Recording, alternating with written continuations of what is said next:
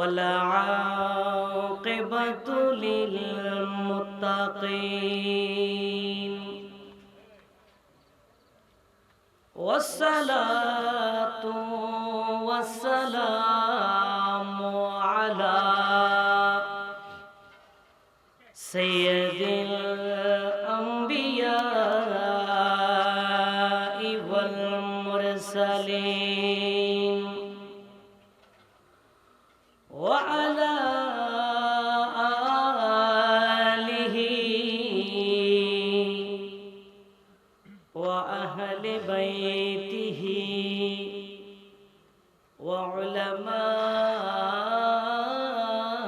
وعلماء أهل سنته مخبرا وآمرا إن الله وملائكته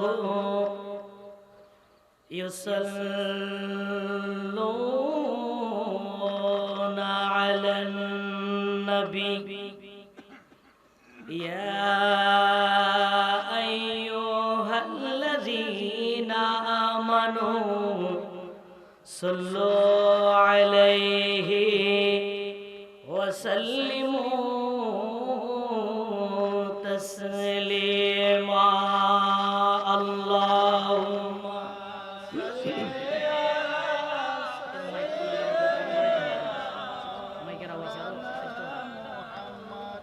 وعلى آل سيدنا কোথায় রইলেন দয়াল নবী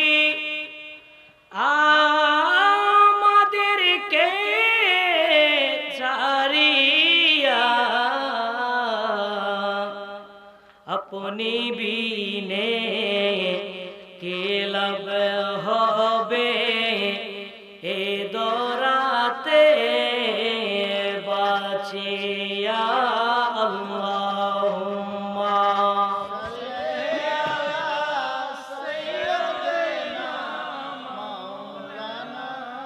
ওয়ালা আলি সাইয়্যিদিনা প্রেমাগুনে জলে মরি ও হে খুদা রব্বানা আমি যার প্রেমের পাগল সে তো সোনার মদিনা আল্লাহুম্মা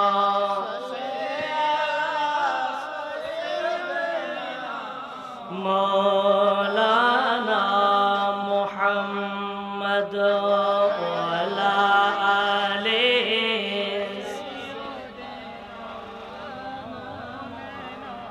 জানে মাটি বামে মাটি মাটির হবে বিছানা আসিয়ে একা যাইব একা সঙ্গে কেহ যাবে না আল্লাহ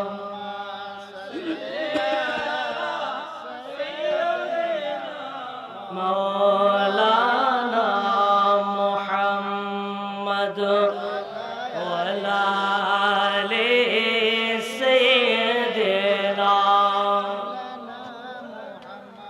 যার নাম রেখেছো নিজে মুহাম্মদ রাসূল সাল্লাল্লাহু আলাইহি ওয়াসাল্লাম যার নাম রেখেছো নিজে মুহাম্মদ রাসূল সে নামের উসিলায় দোয়া করো রে কবুল আল্লাহ করো রে কবুল আল্লাহ করো রে আর একটু মহব্বতের আওয়াজে আল্লাহ করো রে কবুল, আল্লাহ করো রে কবুল। হালকা হালকা ঠান্ডা লাগতেছে না? আরে জোরে বলেন, ঠান্ডা আছে না? আছে। কারণ ইমানদারের কোনো ঠান্ডা লাগতে পারে না। কথা বলেন ঠিক কিনা? কারণ ইমানদারের কোনো ঠান্ডা নাই। যেটা আমার হুজুর বলেছেন, হুযায়ফা রাদিয়াল্লাহু তাআলা আন, এই হুযায়ফা রাদিয়াল্লাহু তাআলা আন, ওনাকে আমার নবী একটা যুদ্ধের ময়দানে গেলেন। যুদ্ধের ময়দান থেকে প্রচন্ড ঠান্ডা। এই যুদ্ধের ময়দান থেকে নবীজি ডাক দিয়ে বলছেন, হুযায়ফা, কাফেরদের অবস্থা একটু দেখে আসো। জুড়ে বলি সুবহানাল্লাহ। সেই কাফেরের সর্দার ছিল আবু জাহেল, উতবা, সাইবা। এরা যখন নেতৃত্ব দিচ্ছেন, আবু সুফিয়ান তখন ইসলাম ধর্ম গ্রহণ করে নাই। এই আবু সুফিয়ান ও কাফেরদের পক্ষে নেতৃত্ব দিচ্ছেন। নবীজি ডাক দিয়ে বলছেন, হুযায়ফা, তাড়াতাড়ি যাও। সেই তাবুক যুদ্ধ হলো তাবুক যুদ্ধ। তখন হুযায়ফা, যখন নবীজি বলছেন, হুযায়ফা তাড়াতাড়ি যাও, তুমি একটু করে দেখে আসো, তবে খবরদার তরবারি কিন্তু বের করবে না। জোরে বলি সুবহানাল্লাহ। নবীজি বলছেন, হুযায়ফা বলছেন, আমাকে যখন রাসূল বলছেন প্রচন্ড ঠান্ডা, আমি হাঁটু পর্যন্ত মাটির ভেতরে বালুর ভেতরে ঢুকিয়ে দিলাম। হাঁটু থেকে উপর পর্যন্ত আমার একটা চাদর ছিল, এই চাদর দিয়ে আমি বসে রইলাম। নবীজি যখন বলছে একদিকে প্রচন্ড ঠান্ডা আর একদিকে বাতাস, নবী যখন বলছে যাও হুযায়ফা, নবীর কথা শোনার পরে হুযায়ফা সেকেন্ড তো দেরি করে নাই, ঠান্ডা অনুভব করে নাই। এই আপনার যেখানে অবস্থান করছেন ওখান থেকে সরাসরি উঠে একখানা চাদর মুড়াই দিয়া সরাসরি আবু জাহেলের তাঁবুতে চলে গেলেন। জোরে বলি সুবহানাল্লাহ। তার মানে ঠান্ডা লাগে, আরে যদি বলে ঠান্ডা লাগে না। ঢুকার পরে দেখতেছে আবু জাহেল এক কোণায় বসে আছে। আপনার যখন কোণায় বসে আছে তখন তিনি আপনার কি করবেন, তার তরবারি কানা বের করলেন, বলে এই মুহূর্তে গর্দান ফেলে দি। বলে আবু সুফিয়ানের গর্দান এই মুহূর্তে ফেলে দি, বলে এই কাফেরের গর্দান এই মুহূর্তে ফেলে দি। এই কথা বলার পরে কিন্তু নবীজি বলছেন, হুযায়ফা তুমি কিন্তু তরবারি বের করবে না। এই কথা বলার পরে তিনি আবার তরবারি ঢুকিয়ে নিলেন। সেখান থেকে আবার চলে আসতেছেন। আসার সময় দেখছেন কতগুলো সাদা পোশাক পরিহিত কতগুলো মানুষ দেখতে পেলেন। যখনই মানুষ দেখছেন, দেখার পরে ওই লোকগুলা বলছে, হুযায়ফা নবীকে বলে দাও কোনো চিন্তা না করতে। জোরে বলি সুবহানাল্লাহ। এবার সেখান থেকে আসার পরে আমার নবীর কাছে আসার পরে বলছেন, হুযায়ফা বলে, ইয়া রাসূলুল্লাহ, বলে আমি দেখলাম তাঁবুর ভেতরে কাফেরেরা বসে আছে, সুযোগ পেয়েছিলাম, তরবারি কিন্তু আমি চালাই নাই। বলে আপনি নবী নিষেধ করেছেন, যদি আপনি না বলতেন গর্দান আলাদা করে দিতাম। তখন আমার নবী হুযায়ফার দিকে মুচকি হাসি দিয়ে বলছেন, হুযায়ফা তোমার সাথে কি কারো দেখা হয়েছিল? বলছে, হ্যাঁ ইয়া রাসূলুল্লাহ, কতগুলো সাদা পোশাক পরিহিত মানুষের সাথে আমার সাথে দেখা হয়েছিল। তারা এই কথা বলে দিয়েছেন, বলে রাসূলকে যেন চিন্তা না করতে। জোরে বলি সুবহানাল্লাহ। আমার নবী আবার মুচকি হাসি দিয়ে বলছে, হুযায়ফা তুমি জানো না এরা কারা? এরা হচ্ছেন আল্লাহর নূরানি ফেরেশতা। জোরে বলি সুবহানাল্লাহ। তার মানে আশিকে রাসূলের কোনো ঠান্ডা লাগে না। আর জোরে বলো ঠান্ডা লাগে না। এই জন্য মহব্বতের আওয়াজে বলার দরকার আছে না নাই? আমরা অন্তত পক্ষে এটা বলতে পারবো, বলে আল্লাহ দুনিয়ার জমিনে তেমন নেক আমল নাই, তবে মানুষ যখন ঠান্ডায় ঘুমাচ্ছে তখন আমরা আপনার নবীর মিলাদে বসেছিলাম। বলে আল্লাহ এটা যদি তোমার দরবারে কবুল হয়, এটা কারো দুনিয়ার ক্ষমতা হওয়ার আশায় না, কারো ভালোবেসে না, আমরা বসেছি শুধুমাত্র আপনার নবীর ভালোবাসার খাতিরে, মহব্বতের খাতিরে। আমি 100% গ্যারান্টি আল্লাহর দরবারে এই প্রার্থনাই কবুল হবে। কথা বলেন ঠিক কিনা?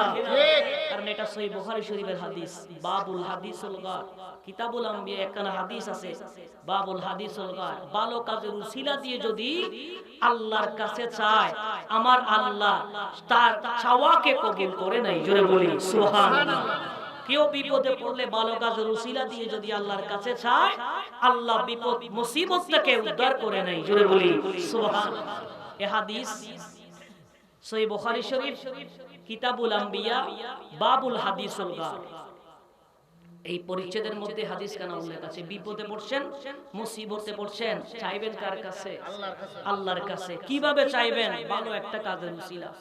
বলে এই যে আলাউদ্দিনের নিজ বাড়িতে একটা মিলাদ মাহফিল হয়েছিল, বলে এখানে বসেছি কোন টাকার লোভে না, ক্ষমতার লোভে না, শুধু রাসূলকে মহব্বত করে বসেছি। আপনি যদি এটা বলে আল্লাহর উসিলা, আপনার কাছে উসিলা দিয়ে যদি আপনি ফরিয়াদ করেন, আমার আল্লাহ আপনার ফরিয়াদ কবুল করে দেবেন। জোরে বলেন না সুবহানাল্লাহ। এইজন্য মহব্বতের আওয়াজে বলা দরকার আছে না নাই? আরো জোরে আছে না নাই? এইজন্য মহব্বতের আওয়াজে বলি, যার নাম রেখেছো নিজে মুহাম্মদ রাসূল, সে নামের উসিলায় দোয়া করো রে কবুল। আল্লাহ মাশাআল্লাহ, আল্লাহ করো রে কবুল, আল্লাহ করো রে। তোমার কাছে এই প্রার্থনা, আমায় যেন নাও মদিনা, আমায় যেন নাও মদিনা। সুবহানাল্লাহ। তোমার কাছে এই প্রার্থনা, আল্লাহ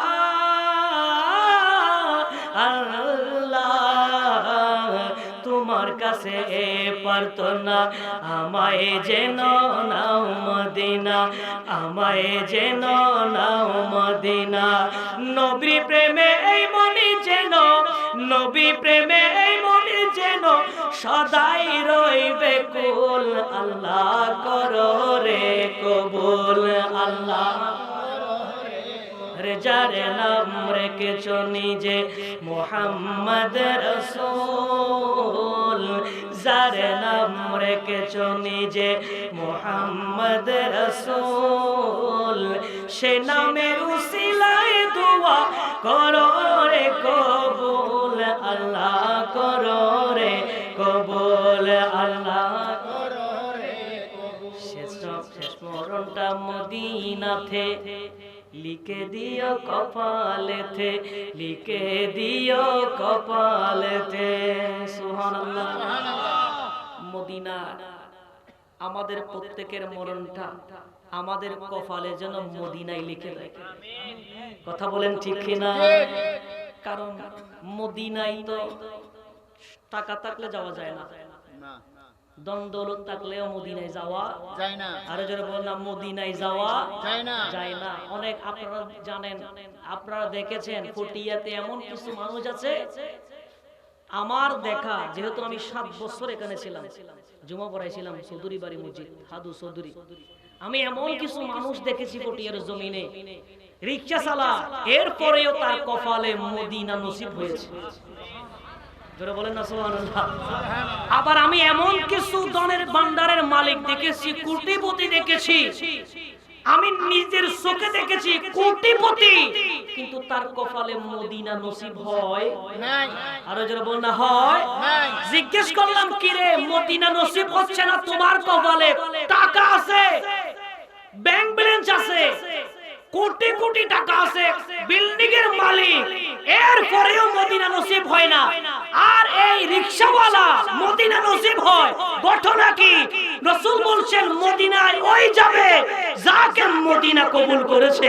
জোরে বলি সুবহানাল্লাহ। কথা বলেন ঠিক কি না? ঠিক। এজন্য মদিনায় ওই ব্যক্তি যাবে যাকে মদিনায় কি করবে? কবুল করবে। কথা বলেন ঠিক কি না? এজন্য মদিনায় যাওয়ার দরকার আছে না নাই? আছে। আরো যখন আছে না নাই? আল্লাহ আমাদের সকলকে মদিনায় যাওয়ার তৌফিক দান করুন। আমিন। আরেকটু জোরে বলুন আমিন। শেষ মরণটা মদিনাতে লিখে দিও কপালেতে, লিখে দিও কপালেতে। শেষ মরণটা মদিনাতে, আল্লাহ আল্লাহ। শেষ মরণটা মদিনাতে লিখে দিও কপালেতে, লিখে দিও কপালেতে। মরণ কালে দেখাই নিও, মরণ কালে দেখাই নিও মুহাম্মদ রাসূল। আল্লাহ করো রে কবুল, আল্লাহ করো রে কবুল। যার নাম রেখেছো নিজে মুহাম্মদ রাসূল, যার নাম রেখেছো নিজে মুহাম্মদ রাসূল, সে নামের উসিলায় দোয়া করো রে কবুল, আল্লাহ করো রে কবুল। আল্লাহুম্মা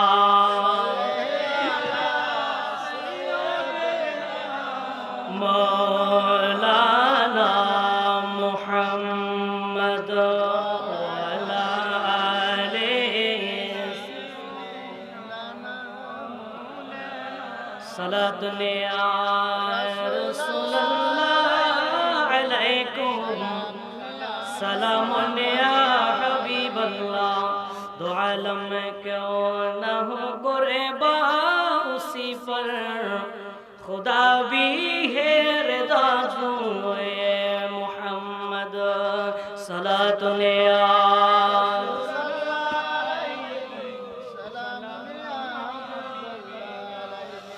ঐতিহ্যবাহী চট্টগ্রাম পটিয়া কেলি শহর বৈদ্যপুকুর পার সত্তর পেটুয়া মাজার গেট মোহাম্মদ আলাউদ্দিনের নিজ বাড়িতে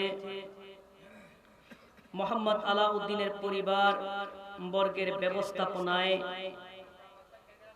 মরহুম আহমদ শফি ইসালে সওয়াব উপলক্ষে আয়োজিত আজিমুশ শান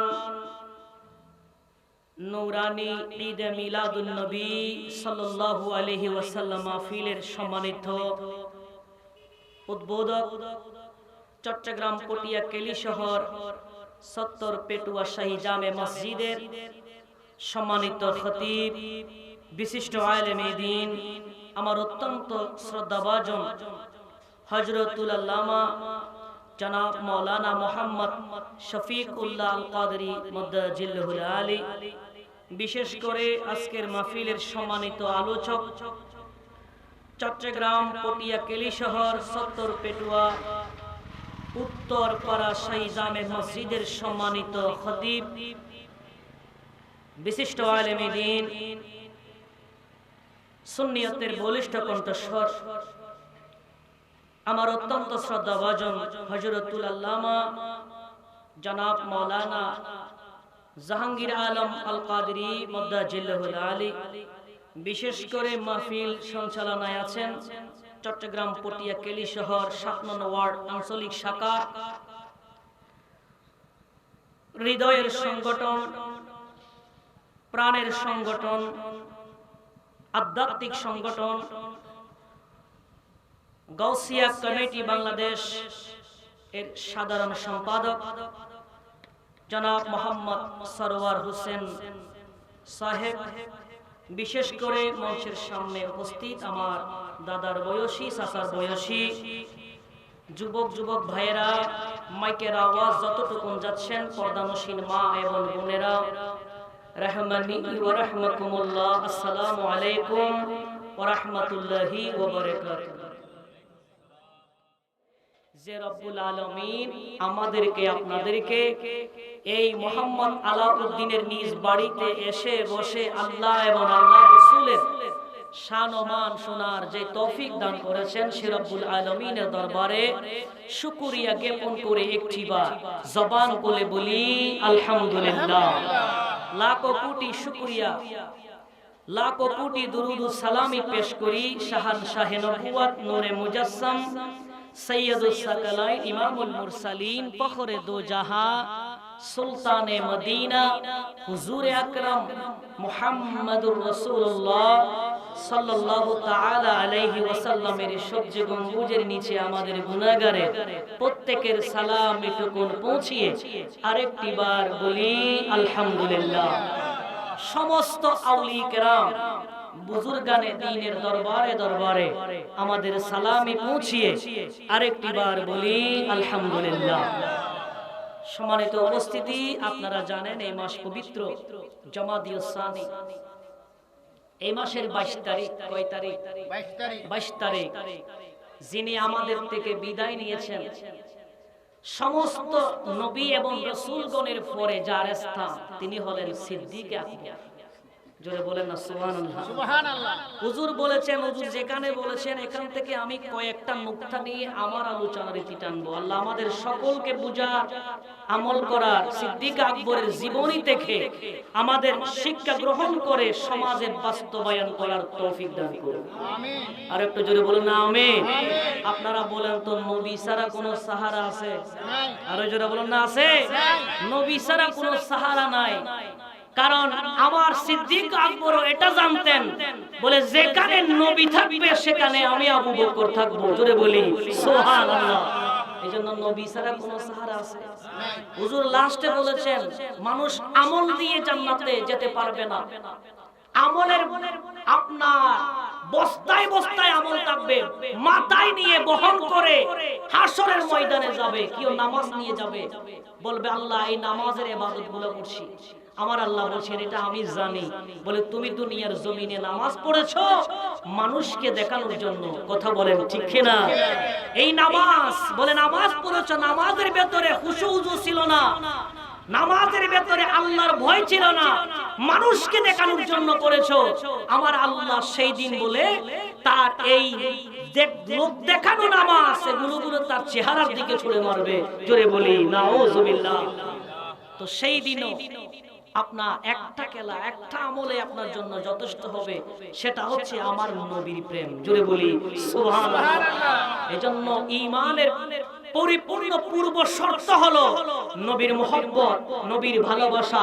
নবীর মুহাব্বত, নবীর ভালোবাসা নিয়ে যদি আপনি নামাজ পড়েন, ওই নামাজ আপনার জন্য হাসরের ময়দানে আপনার জন্য নাজাতের উসিলা হবে। জোরে বলি সুবহানাল্লাহ।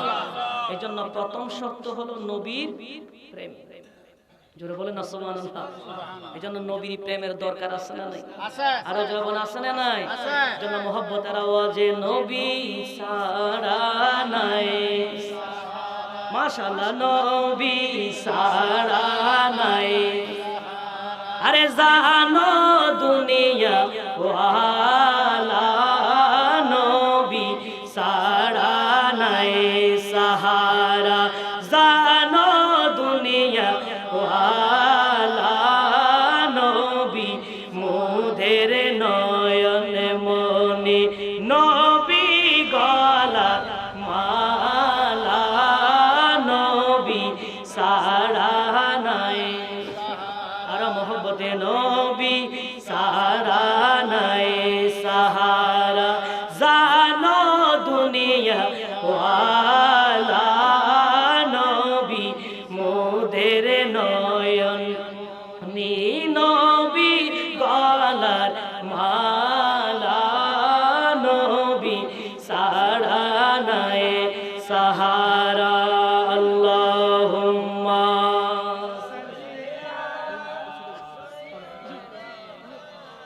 মাওলানা মুহাম্মদ ওয়ালা আলি সাইয়্যিদিনা। দুরূদ শরীফের আওয়াজ মোটামুটি সামনে পড়তেছে, পিছনে যারা আছে হুজুর আপনি আর একটু সময় নেন নেই, ইয়ার পরে কিন্তু আরা 40 এর মানুষ একবারে খাই কিন্তু খাঁটি ব্যাগ খাঁটি। এই আর ভাই ওই যে বলছে যে হুজুর এখানে বাজার বসে, বলে সকালবেলা যে বাজারগুলো বসে তরকারি যেগুলো একবার খাঁটি খাঁটি তরকারি, কোনো ফরমালিন নাই, কোনো কি নাই, ফরমালিন নাই, একবারে খাঁটি তরকারি। এই জন্য আরাও জিয়ান খাই উমিয়ান খাঁটি।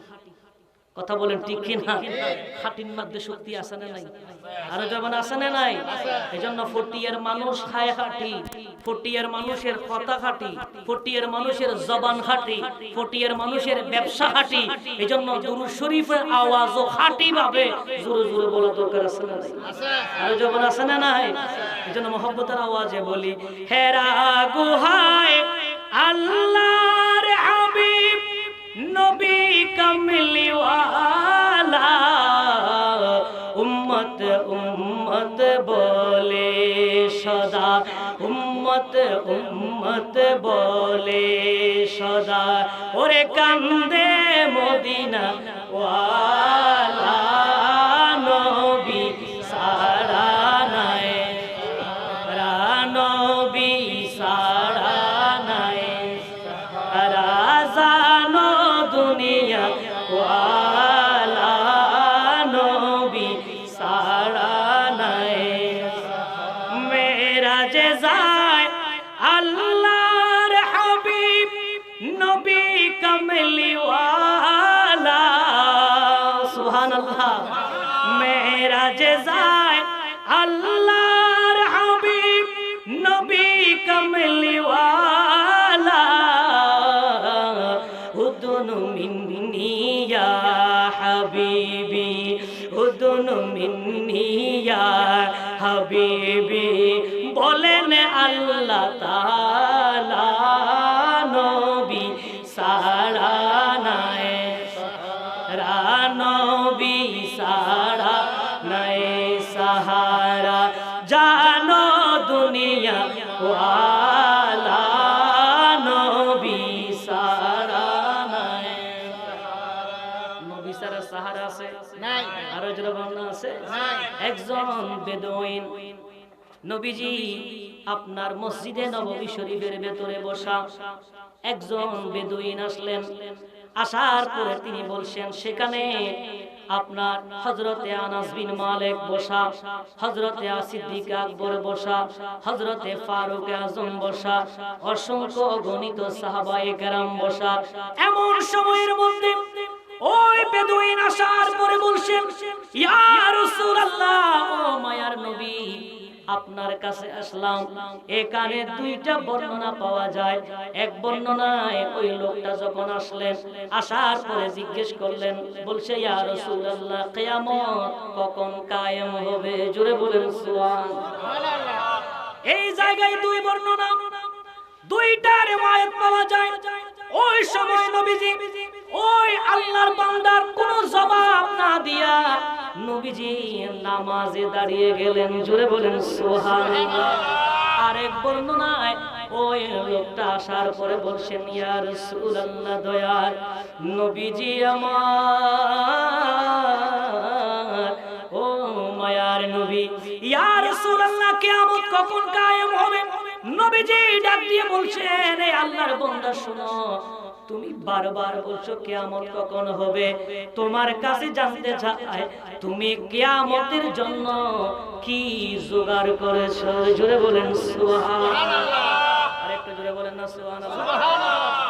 এই কথা বলার পরে ওই আরবের বেদুইন লোকটা বলে, ইয়া রাসূলুল্লাহ, আমার কাছে তেমন কোনো আমল নাই, আমি তেমন নফল ইবাদত করতে আমি পারি নাই, নফল রোজা তেমন আমি রাখতে পারি নাই, তেমন কোনো আমল আমি জোগাড় করি নাই, তেমন কোনো আমল আমি আমল করি নাই, আমার খাতায় লেখাই নাই।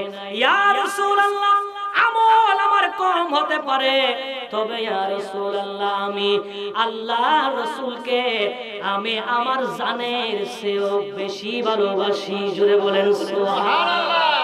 ওই লোকটা বলার পরে সামনে সিদ্দিক আকবর, হযরতে ফারুক আযম, উসমান গনি, মাওলা আলী শেরে খুদা, অসংখ্য সাহাবায়ে কেরাম, হযরতে আনাস বিন মালিক সেই জায়গায় আপনার উপস্থিত। এমন সময় লোকটা বলে, ইয়া রাসূলুল্লাহ, তেমন কিছু আমল নাই, তবে আমি আল্লাহ এবং তার রাসূলকে আমি আমার জানের চেয়েও বেশি ভালোবাসি। জোরে বলেন সুবহানাল্লাহ।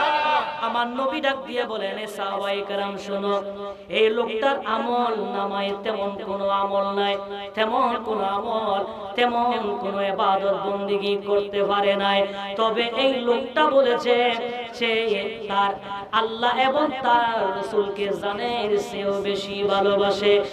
আমার সাহাবায়ে কেরাম, শোনো, দুনিয়ার জমিনে যেই যাকে ভালোবাসবে, কাল হাসরের ময়দানে সেই তার সঙ্গে থাকবে। জোরে বলেন সুবহানাল্লাহ। তার মানে বোঝা যায় ওই লোকটা বলছেন, আমি আমার নবী নবীকে জানের চেয়েও বেশি ভালোবাসি, তার মানে আমরা এই কথা দ্বারা পরিষ্কার আমরা বুঝতে পারি আল হাসরের ময়দানে এই লোকটার সঙ্গে স্বয়ং আমার দয়াল নবী থাকবেন। জোরে বলেন সুবহানাল্লাহ। এই জন্য পৃথিবীর জমিনে আপনি যাকে বন্ধু বানাবেন, আপনি যাকে আপন বানাবেন, দুনিয়ার জমিনে আপনি যদি মেসিকে ভালোবাসেন, মেসি আপনার সঙ্গে আসলে থাকবে। দুনিয়ার জমিনে নেইমারকে যদি ভালোবাসেন, নেইমার আপনার সঙ্গে থাকবে। দুনিয়ার জমিনে বাটফারের সঙ্গে যদি আপনি বন্ধুত্ব রাখেন, ভালোবাসেন, হাসরের ময়দানে ওই বাটফার আপনার সঙ্গে থাকবে। দুনিয়ার জমিনে আপনি যাকে ভালো মনে করে সোর সিটিং বাটফারকে ক্ষমতার মসনদে যদি আপনি বসান, উনি যা করবে সব আপনার আমলনামায় আসবে। আর আপনি যাকে বসাইলেন, আপনার ওই লোকটা হাসরের ময়দানে আপনার সঙ্গে থাকবে। ওই বাটফার যদি আপনার সঙ্গে হাসরের ময়দানে থাকে, তাহলে আপনার বাঁচার কোনো আর রাস্তা থাকবে না। কথা বলেন ঠিক কিনা? দুনিয়ার জমিনে ভালো মানুষকে যদি বন্ধু বানাও, দুনিয়ার জমিনে কোন নামাজিকে যদি বন্ধু বানাও, দুনিয়ার জমিনে তকওয়াবান কোন মানুষকে যদি আপনি ক্ষমতার মসনদে যদি আপনি বসান, কাল হাসরের ময়দানে ওই লোকটাও আপনার সঙ্গে থাকবে। আব্দুল কাদের জিলানী আপনার সঙ্গে থাকবে। দুনিয়ার জমিনে তাকে ভালোবাসেছেন, খাজা গরিব নওয়াজ আপনার সঙ্গে থাকবে। দুনিয়ার জমিনে খাজা গরিব নওয়াজকে ভালোবেসেছেন। দুনিয়ার জমিনে ওই নবীর সাহাবী রাসূলকে ভালোবেসেছেন। রাসূল বলেছেন হাসরের ময়দানে তার সঙ্গে আমি নবী থাকবো। এক কথায় দুনিয়ার জমিনে যেই যাকে ভালোবাসবে, হাসর তার সঙ্গে হবে। ভালো মানুষের সঙ্গে থাকলে ভালো মানুষ আপনার সঙ্গী হবে, খারাপ মানুষের সঙ্গে থাকলে খারাপ মানুষ আপনার সেই হাসরের ময়দানে থাকবে। কথা বলেন ঠিক কিনা? আমার সিদ্দিক আকবর দুনিয়ার জমিনে আমার নবীকে ভালোবেসেছেন। এই জন্য দুনিয়ার জমিনেও তিনি জীবিত থাকা অবস্থায় নবীর সঙ্গে ছিলেন।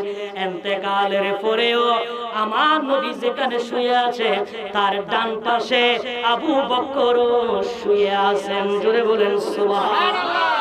আর শুধু তা নয়, হাসরের ময়দানে নবীদের সঙ্গে আবু বকর থাকবেন। জান্নাতের মধ্যেও নবীদের সঙ্গে আবু বকর থাকবেন।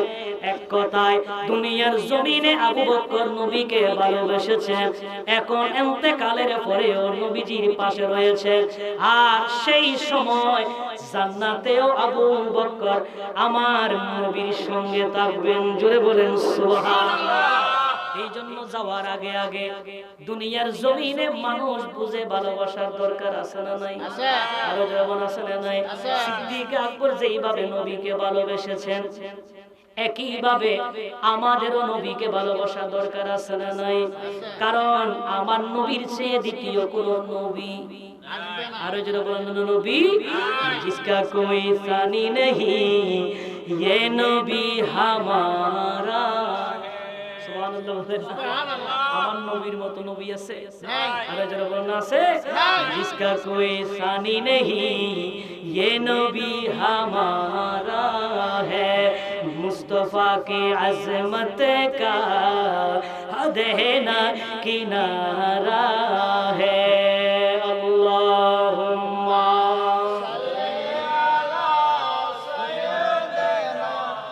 मौलाना मुहम्मद वाला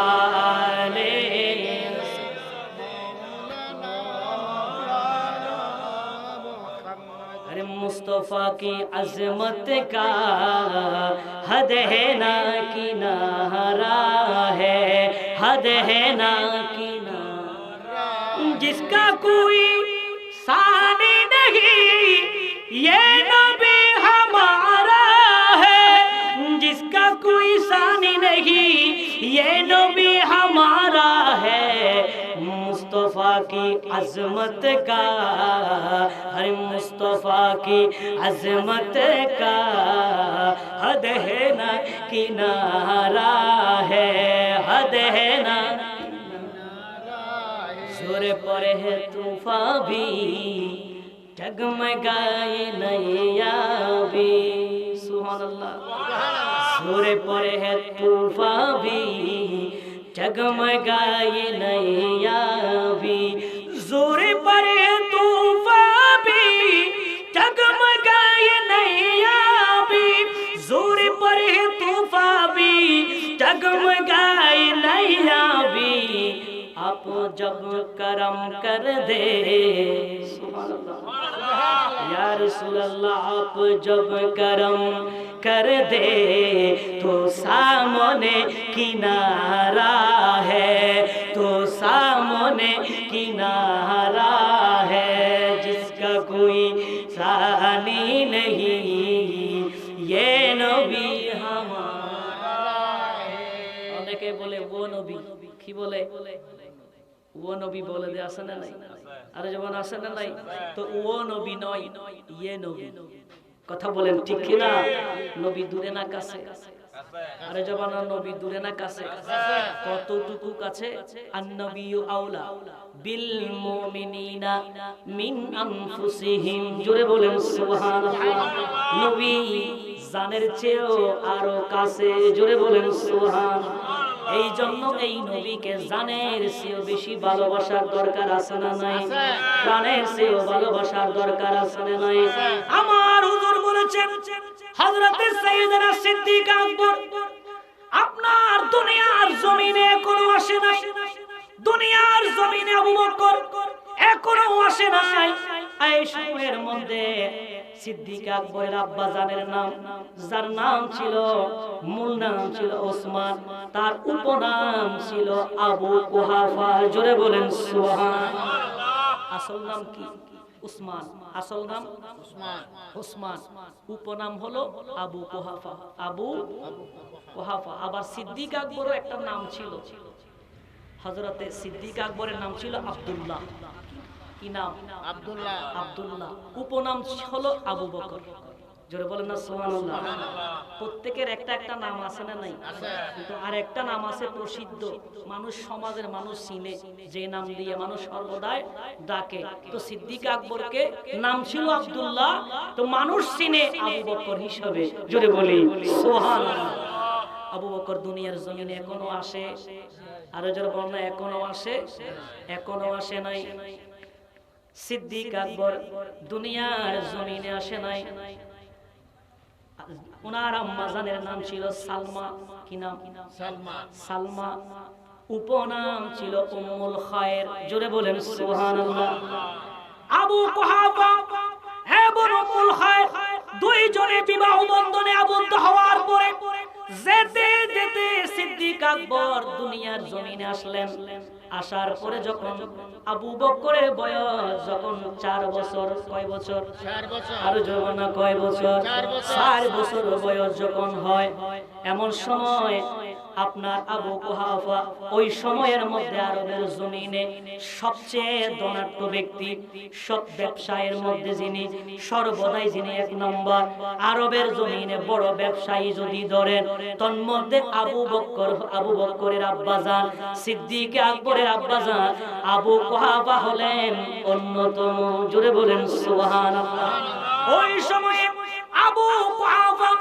ব্যবসার মধ্যে এক নম্বর তিনি তার সন্তান যখন দুনিয়ার জমিনে আসে আবু বকর যখন আসলেন বয়স হলো 4 বছর বয়স এমন সময় নিজের আব্বাজান হাত ধরে তিনি একটা মন্দিরে নিয়ে গেলেন উপাসনালয়ের মধ্যে নিয়ে গেলেন জোরে বলেন নাউজুবিল্লাহ কারণ আরবের জমিনে ওই সময়ে মানুষ উপাসনার মধ্যে যেতেন কেউ তাওহীদে বিশ্বাসী ওই সময়ের মধ্যেও অনেকেই তাওহীদে বিশ্বাসী ছিলেন এমনকি উম্মুল খায়ের যিনি এই আবু বকরের আম্মা জান উম্মুল খায়ের সেই সময়ের মধ্যে আপনার মূর্তির সামনে কোনোদিন মাথা নত করে নাই জোরে বলেন সুবহানাল্লাহ আরেকটু জোরে বলেন না সুবহানাল্লাহ আবু কুহাফা ইসলাম ধর্ম গ্রহণ করে নাই কারণ এখনো ইসলাম প্রচার হয় নাই আবু আবু কুহাফা সিদ্দিক আকবর আবু বকরকে হাত ধরে একটা উপাসনালয়ে নিয়ে গেলেন।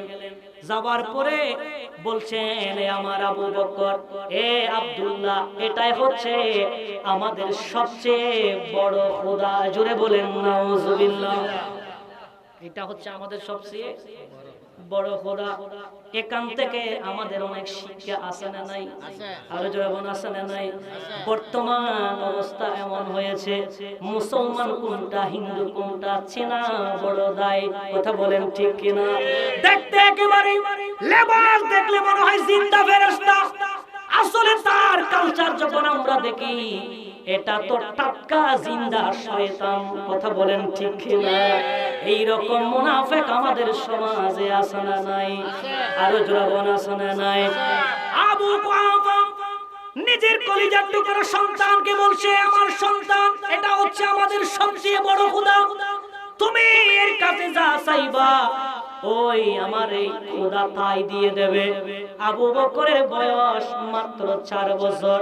ওই সময় যে কোনো ছোট বাচ্চা রাস্তা দিয়ে গেলে জিজ্ঞেস করে, বাবা এটা কি, বাবা এটা কি, বাবা এটা কি। দাদার সঙ্গে গেলে বলে, দাদা এটা কি। কারণ ওই সময়ে ছোট ছোট বাচ্চাদের কোন জিনিস সম্পর্কে জানতে আগ্রহী। কথা বলেন ঠিক কিনা? এরকম নাতি আসে না নাই? ছেলে আসে না নাই? যে কোনো ছেলে আপনি নিয়ে যান না বাজারে, যেটা বাস্তব, রাস্তা দিয়ে যখন যাবেন খেলনা একটা দিলে, বাবা এটা কি, বলে দাদা এটা কি, বলে এই জিনিসটা কি, এটা কি করে, এটা কে দিছে, এটা কে আনছে। কারণ ওই সময়ে তার বিভিন্ন জিনিস সম্পর্কে জানতে আগ্রহ থাকে। কথা বলেন ঠিক কিনা? এজন্য এখানে আরেকটা জিনিস বলি, সেটা হচ্ছে একটা বাচ্চাকে 2 বছর দুধ পান করাবেন। কয় বছর? 2 বছর। আরো জবানা কয় বছর? 2 বছর। যে বাচ্চা 2 বছর একবারে পরিপূর্ণ 2 বছর দুধ পান করবে, ওই বাচ্চার মেধা শার্প হবে, ওই বাচ্চা তীক্ষ্ণ মেধাবী হবে, ওই বাচ্চা তীক্ষ্ণ বুদ্ধিমান হবে, ওই বাচ্চার মেধা ভালো হবে। বিজ্ঞান বলছে, ডাক্তার বলছে, একজন ছোট্ট মাসুম বাচ্চাকে 2 বছর দুধ পান করা, ও 2 বছর দুধ পান করাইলে তার রোগ ব্যাধি কম হবে, তার কোনো রোগ ব্যাধি আক্রমণ করবে না, তার শরীর ভালো থাকবে, সুঠাম দেহের অধিকারী হবে, ওই বাচ্চার মেধা এবং জ্ঞান সম্পন্ন হবে। জোরে বলি সুবহানাল্লাহ। কোরআন আজকে বিজ্ঞান বলছে এটা জ্ঞান সম্পন্ন হবে। আজ থেকে 1500 আপনার 1000 বছর আগে আমার নবী বলে দিলেন, যে বাচ্চা 2 বছর দুধ পান করবে, আল্লাহ বিধান করে দিলেন 2 বছর বাচ্চা দুধ পান করলে ওই বাচ্চা তীক্ষ্ণ মেধাবী হবে। জোরে বলি সুবহানাল্লাহ। এজন্য কয় বছর দুধ পান করাবে? 2 বছর। আবু কুহাফার বয়স কত? 4 বছর। আবু কুহাফার সন্তান আবু বকর বয়স কত? 4 বছর। আবু বকরের বয়স 4 বছর। আবু কুহাফা বলছে, বাবা এটা হচ্ছে আমাদের সবচেয়ে বড় খোদা, যা চাইবা তা দিবা। এ কথা বলার পরে তিনি সামনে দাঁড়ালেন, দাঁড়িয়ে বলছেন, ঠিক আছে তাহলে বাবা যা চাই তা দিবে? বলে হ্যাঁ। বলে যা চাই তা দেবে। এটা বলার পরে আবু কুহাফা বের হয়ে গেলেন।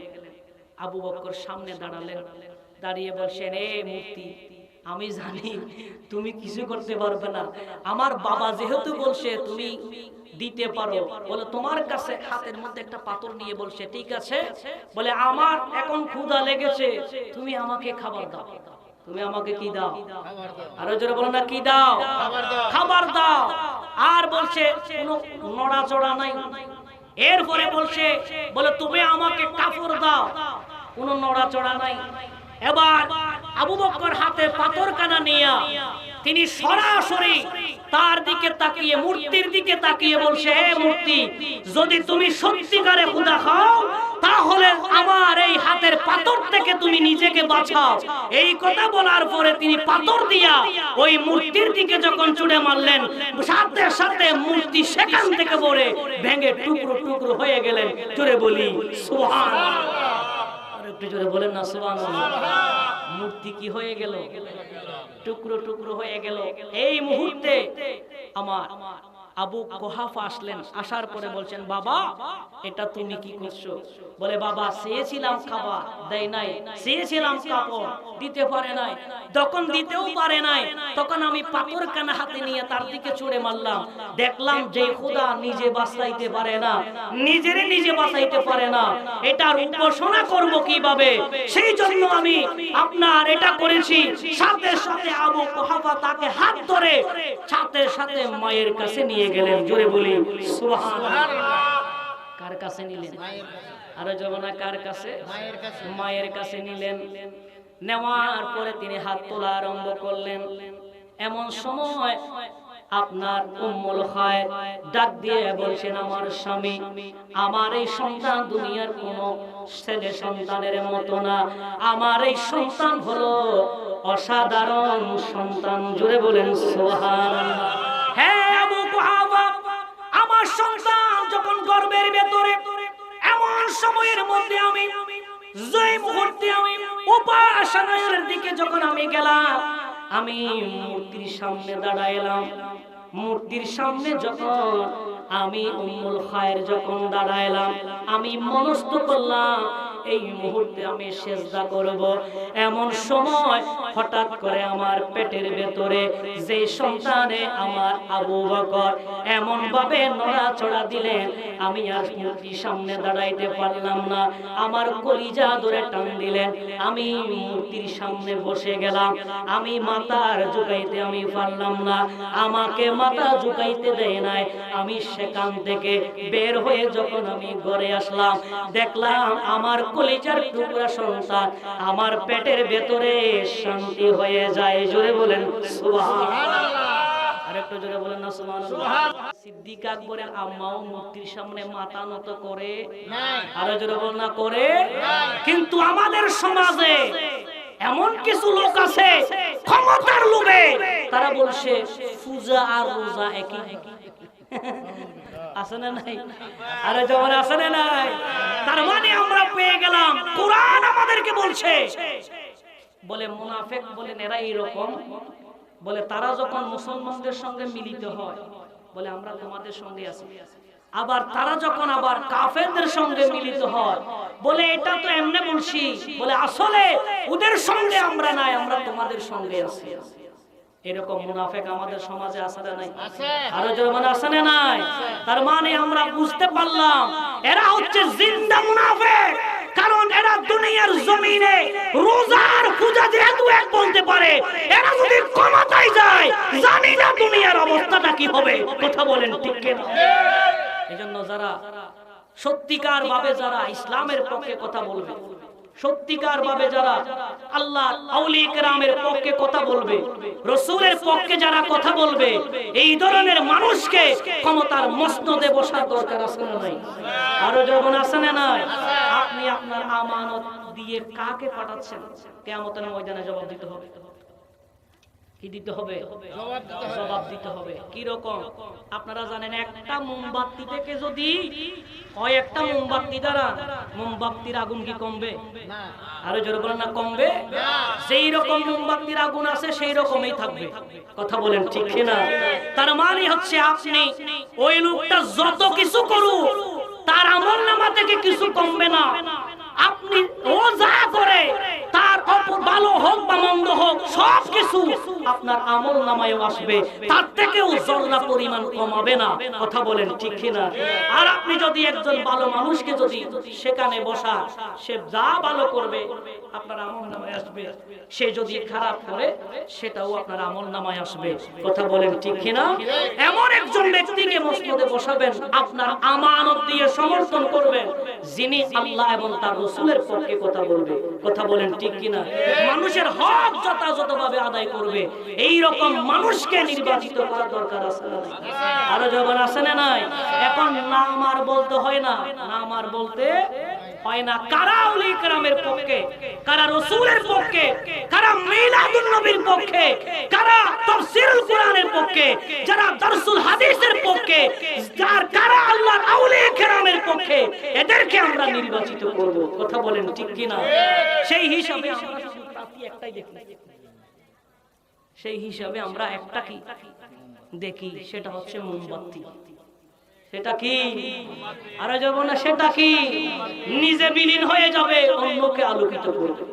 কথা বলেন ঠিক কিনা? তো যদি আপনি সেই সময় যারা আপনার রোজার পূজাকে এক করে এই ধরনের মানুষকে যদি আপনি পাঠান, তাহলে দুনিয়াও শান্তি নাই, পরকালেও শান্তি নাই। আর জোরে বলুন না, পরকালেও শান্তি নাই। সেই দিন সিদ্দিক আকবরের আম্মা জান মূর্তির সামনে মাথা নত করে নাই। সিদ্দিক আকবর মূর্তির সামনে মাথা নত করে নাই, পুরো জিন্দেগি রাসূলের জন্য কুরবান করে দিয়েছেন। জোরে বলি সুবহানাল্লাহ। একটু দরুদ শরীফ পড়ি, আল্লাহুম্মা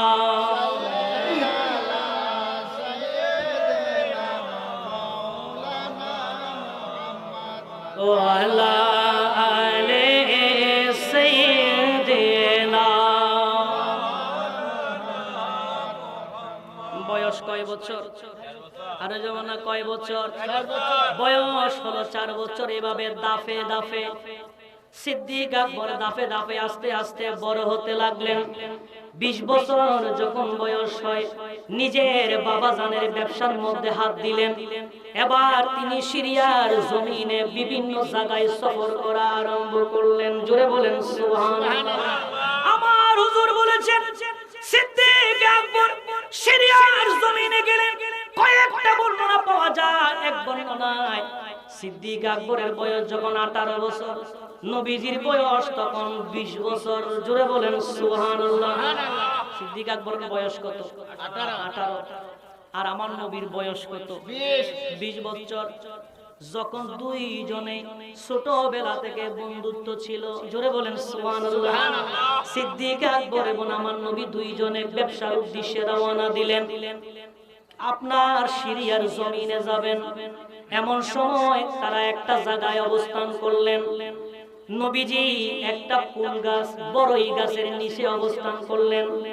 আবু বকর বয়স হলো 18 বছর। এমন সময় সিদ্দিক আকবর আপনার হঠাৎ করে হেঁটে হেঁটে কিছু খাবারের জন্য হোক অথবা সেখান থেকে উঠে একটা ঘরের মধ্যে গেলেন। সেখানে একজন পাদ্রী আছে। জোরে বলেন সুবহানাল্লাহ। ওই পাদ্রী যখন আবু বকরকে যখন দেখলেন, দেখার সাথে সাথে জিজ্ঞেস করলেন, ওগো যুবক, তোমার নাম কি? তিনি বলছেন, আমার নাম হলো আব্দুল্লাহ, তবে মানুষ আমাকে আবু বকর বলে ডাক দেয়। জোরে বলেন সুবহানাল্লাহ। এই কথা শোনার পরে বলছেন, এই যে কুল গাছের নিচে, বড়ই গাছের নিচে বসে রয়েছেন, যিনি শুয়ে রয়েছেন, এই লোকটাকে চিনো? তিনি বলছেন, ইনি হলেন আমার সফর সঙ্গী, আমরা একসাথে ব্যবসার উদ্দেশ্যে এসেছি, সিরিয়ার জমিনের দিকে যাচ্ছি। এবার ওই পাদ্রী বলে তাহলে ঠিক আছে, একটা জিনিস জানতে চাই, বলে ওনার নাম কি? বলছেন, ওনার নাম হলো মুহাম্মদ। জোরে বলেন সুবহানাল্লাহ। আরেকটু জোরে বলেন না সুবহানাল্লাহ। নাম কি? আব্দুল্লাহ। মুহাম্মদ নাম কি? মুহাম্মদ। এবার পাদ্রী বলে, মুহাম্মদ নাম? বলে হ্যাঁ। বলে কোন বংশের? বলছেন কুরাইশ বংশের। বলে কুরাইশ বংশের। বলে ছেলে? হ্যাঁ। বাবার নাম কি? বলে আব্দুল্লাহ। দাদার নাম কি? বলে আব্দুল মুত্তালিব। এবার পাদ্রী বলে ঠিক আছে, এ আব্দুল্লাহ, এ আবু বকর, শোনো, বলে আল্লাহ নবী ঈসা আলাইহিস সালামের পর থেকে এই পর্যন্ত কোন মানুষ এই বড়ই গাছের নিচে বসে নাই। হ্যাঁ আবু বকর, কারণ হলো এই জায়গায় একজন মাত্র ব্যক্তি সেইখানে অবস্থান করবে, বসবে, যিনি হবেন আখির জামানার নবী। জোরে বলেন সুবহানাল্লাহ। আবু বকরের বয়স কত? 18 বছর। নবীজির বয়স 20 বছর।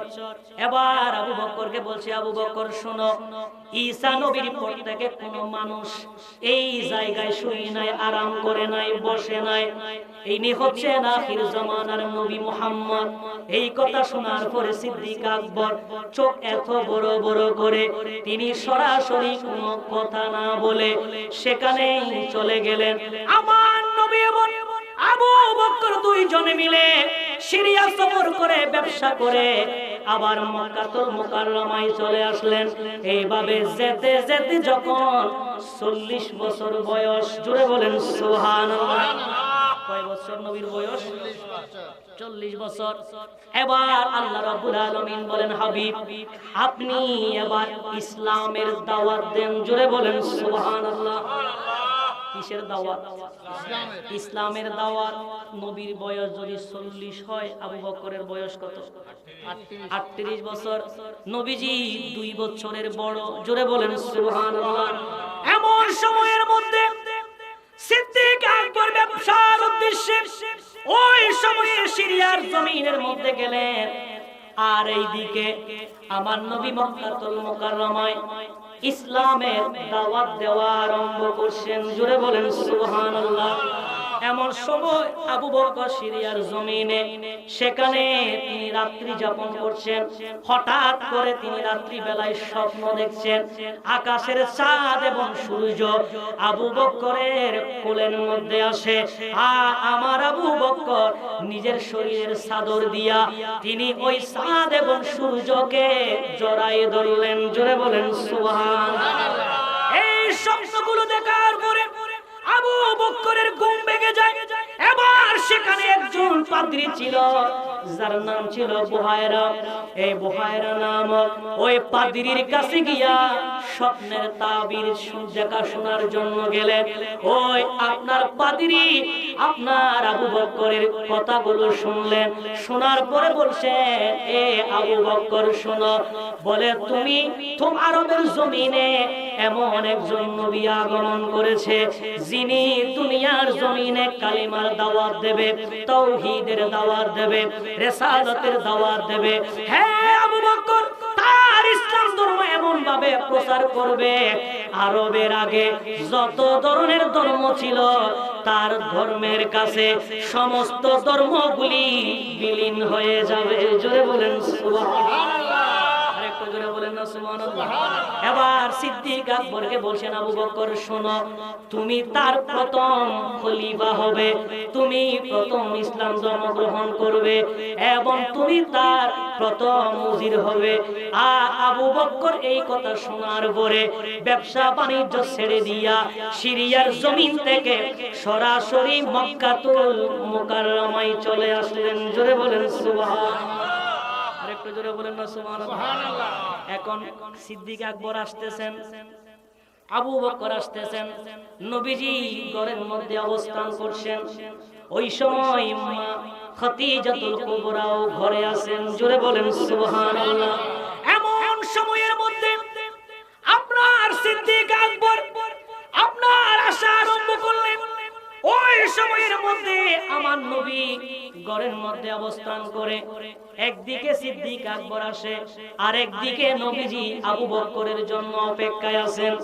সিদ্দিক আকবর আমার নবীর সামনে এসে দাঁড়ালেন, নবীজি সিদ্দিক আকবরের সামনে এসে দাঁড়ালেন, আর একজন অপরজনের সাথে কথা বলছেন। সিদ্দিক আকবর বলছেন, ইয়া রাসূলুল্লাহ, আমি আপনার সাথে দেখা করার জন্য যাচ্ছি। আর আমার নবী বলেন, আবু বকর আমি নবী তোমার জন্য অপেক্ষায় আছি। জোরে বলেন। দুনিয়ার জমিনে ঈমানের প্রেম যখন সিনাই যখন ধাক্কা দেয়, দুনিয়ার ব্যবসা বাণিজ্য আর ভালো লাগে না। কথা বলেন ঠিক কিনা? আমার নবীর সামনে এসে দাঁড়ালেন, আর আমার নবী সিদ্দিক আকবরের দিকে তাকিয়ে একটু করে মুস্কি হাসি দিলেন, আর বলছেন, আবু বকর ইসলাম ধর্মের মধ্যে দাখিল হয়ে যাও। নবীজি দাওয়াত দিলেন। আবু বকর বলেন, ইয়া রাসূলুল্লাহ, দয়াল নবীজি আমার, ও মায়ার নবী, ইয়া রাসূলুল্লাহ আমি আপনার ইসলাম ধর্ম গ্রহণ করব, তবে ইয়া রাসূলুল্লাহ আপনি নবী হিসাবে আমি বিশ্বাস করি, তবে আমার অন্তরকে শান্তি দেওয়ার জন্য, আমার অন্তরকে তৃপ্তি দেওয়ার জন্য আমি আপনার কাছে একটা মুজিজা দেখতে চাই। জোরে বলেন সুবহানাল্লাহ। আমি একটা কি দেখতে চাই? মুজিজা দেখতে চাই। নবীজি আবু বকরের দিকে তাকিয়ে একটু করে মুস্কি হাসি দিয়ে বলে, আবু বকর মুজিজা দেখতে চাও? বলে হ্যাঁ। বলে, ইয়া রাসূলুল্লাহ এটা পরীক্ষা করার জন্য নয়, অন্তরকে শান্তি দেওয়ার জন্য। জোরে বলেন সুবহানাল্লাহ। আমার নবী ডাক দিয়ে বলেন, আবু বকর অন্তরকে শান্তি দেওয়ার জন্য মুজিজা দেখতে চাও, আমার নবী বলেন আবু বকর শোনো, সিরিয়ার জমিনে তুমি যখন গেলা ব্যবসার উদ্দেশ্যে, সেখানে স্বপ্ন দেখেছিলা যে আকাশের চাঁদ এবং সূর্য তোমার কোলের উপরে তুমি চাদর দিয়ে জড়ায়ে ধরেছিলা। একটা পাদ্রীর কাছে তুমি গিয়েছিলা, স্বপ্নের তাবির করে দিয়েছে, ওই পাদ্রী তোমাকে সমস্ত কিছু ঘটনাগুলি বলে দিয়েছে। এটা বলার পরে তুমি আমার কাছে আসছো। এই কথা বলার সাথে সাথে আবু বকর বলেন ইয়া রাসূলুল্লাহ, আর আপনাকে বলতে হবে না, এই মুহূর্তে আমাকে পড়ে দিন আশহাদু আল্লা ইলাহা ইল্লাল্লাহ ওয়া আশহাদু আন্না মুহাম্মাদান আবদুহু ওয়া রাসূলুহু। জোরে বলেন সুবহান। আল্লাহুম্মা সাল্লি আলা মাওলানা মুহাম্মাদ ওয়া আলা আলি সাইয়্যিদিনা। ভালোবাসার জায়গা মদিনা, ভালো লাগার জায়গা মদিনা, ভালোবাসার জায়গা মদিনা, ভালো লাগার জায়গা মদিনা। আল্লাহুম্মা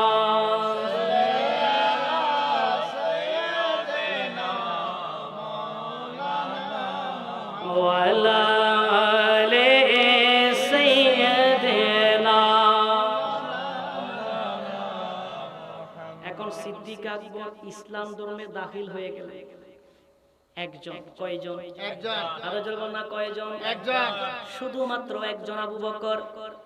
এবার আস্তে আস্তে সিদ্দিক আকবরের সহ আস্তে আস্তে ইসলাম ধর্ম গ্রহণ করতে করতে সংখ্যা হলো 38 জন।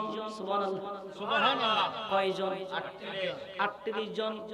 কারণ নবীর সাহাবী ছিলেন 16 লক্ষ, 1,14,000, 1,14,000 নবীর সাহাবী। এটা একেবারে শেষের দিকে। কিন্তু প্রাথমিক পর্যায়ে সিদ্দিক আকবর, পরে ফারুক আজম, আস্তে আস্তে আস্তে আস্তে আপনার সংখ্যা হলো কয়জন?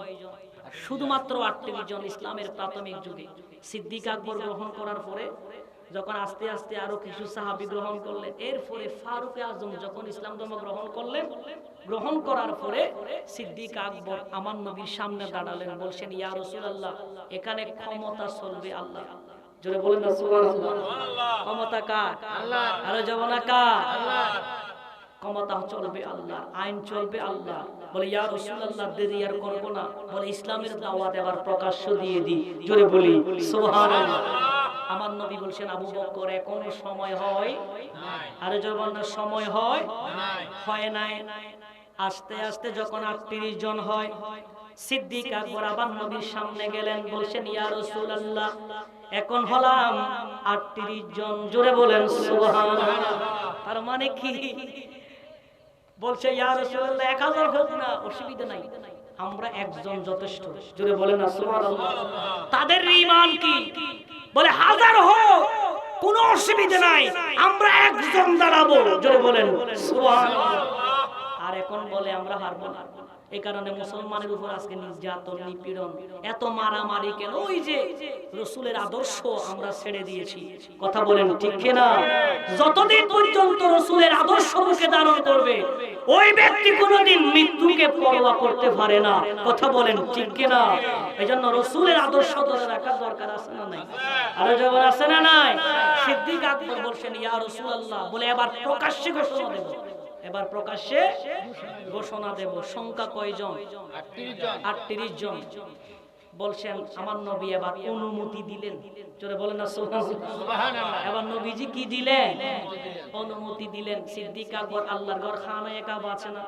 জি। আল্লাহর ঘর খানায়ে কাবার পাশে গেলেন, এভাবে চৌকট ধরলেন।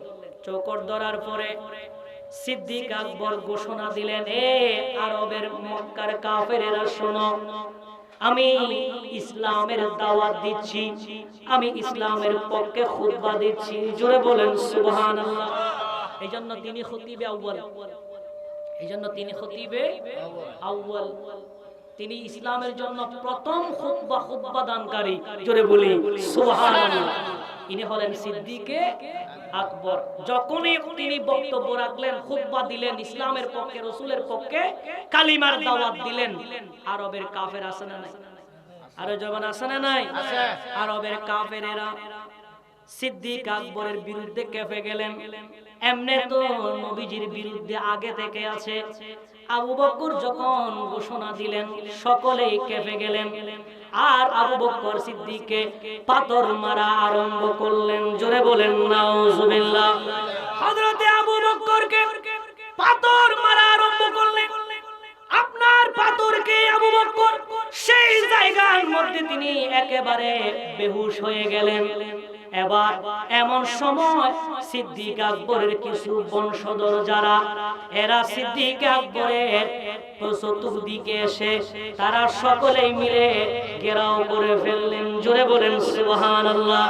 আর আবু বকরের আম্মা জান উম্মুল হায় একটা দূর মেরে আল্লাহর ঘরখানে কাবার পাশে যেখানে আবু বকর শুয়ে আছে, পড়ে আছে, বেহুশ অবস্থায় আছে, সেখানে হইল আপনার উম্মুল খায়ের চলে গেলেন। যাওয়ার পরে বলছেন, আমার সন্তানকে আঘাত করেছো, আমার সন্তানকে আঘাত করেছো বলে কান্নাকাটি করা আরম্ভ করেছেন। এমন সময়ের মধ্যে ওখান থেকে তারা আবু বকরকে ঘরের মধ্যে নিয়ে আসলেন।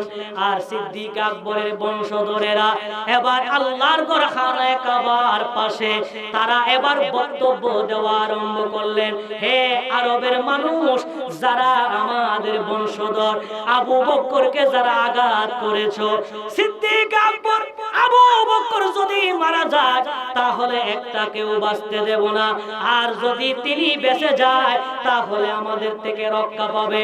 এই কথা বলার পরে তারা সেখান থেকে সরাসরি তারা ঘরের মধ্যে চলে এসেছেন। জোরে বলেন সুবহানাল্লাহ। এখন তাদের গোষ্ঠী বেরাদর সকলে কোথায়?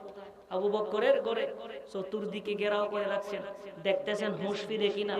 এইভাবে মা কান্না করে, কারণ পৃথিবীর জমিনে সকলে যদি ফেলে চলেও যাও, কিন্তু মা এমন একটা জাত, ওই মা কোনোদিন সন্তানকে ফেলে চলে যায় না। কথা বলেন ঠিক কিনা?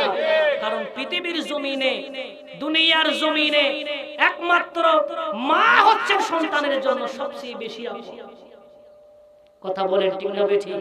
এই যে আপনারা কিছুদিন আগে দেখেছেন একটা কুকুর বাচ্চা কয়টা? 8টা। হ্যাঁ, 8টা, প্রায় 8টা বাচ্চা। 8টা না 7টা? 8টা।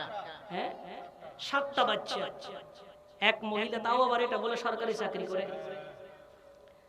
সরকারি চাকরি করে। এই যে 7টা কুকুরের বাচ্চা, এগুলারে বস্তায় ভরি পানির ভিতরে ফেলে দিল, পুকুরে বস্তায় ভরে, এটা বলে সরকারি চাকরি। এই জন্য আমি আপনার সরকারকে একটা কথাই বলবো যে প্রথম তার শাস্তি হিসাবে তাকে 6 মাসের চাকরি থেকে বরখাস্ত করা হোক। কথা বলেন ঠিক কিনা? এবং শুধু এই 6 মাসের যে বেতন যেগুলো আছে, এই 6 মাসের বেতনগুলো দিয়া রাস্তায় আর যত কুকুর আছে এদেরকে খাবারের ব্যবস্থা করা হোক। কথা বলেন ঠিক কিনা? কারণ সে যেটা করেছে এটা মানবতা লঙ্ঘন করেছে। কারণ তার মনুষ্যত্ব বলতে তাদের ভেতরে কোনো কিছু নাই। কারণ কুকুর তো বুঝে না, অবুঝ প্রাণী। তাকে শেষ, এই বাচ্চাগুলোকে যখন শেষ করে দিলেন, কারণ মা বলে কথা, এই মা, এই কুকুর, এই ছানাগুলোর মা, তার এই জিনিস যারা মেরেছেন তাদের ঘরে দরজায় প্রায় 2 দিন। কয়দিন? 2 দিন। সোশ্যাল মিডিয়ায় এগুলা ভাইরাল, এগুলা প্রতিটা চ্যানেলে এগুলা ধরছে। তবে এটা ভালো, যেটা কাজ করেছে এটার জন্য তীব্র নিন্দা জানাচ্ছি, এবং তাকে গ্রেফতার করেছে এই জন্য সরকারকে ধন্যবাদ জানাচ্ছি।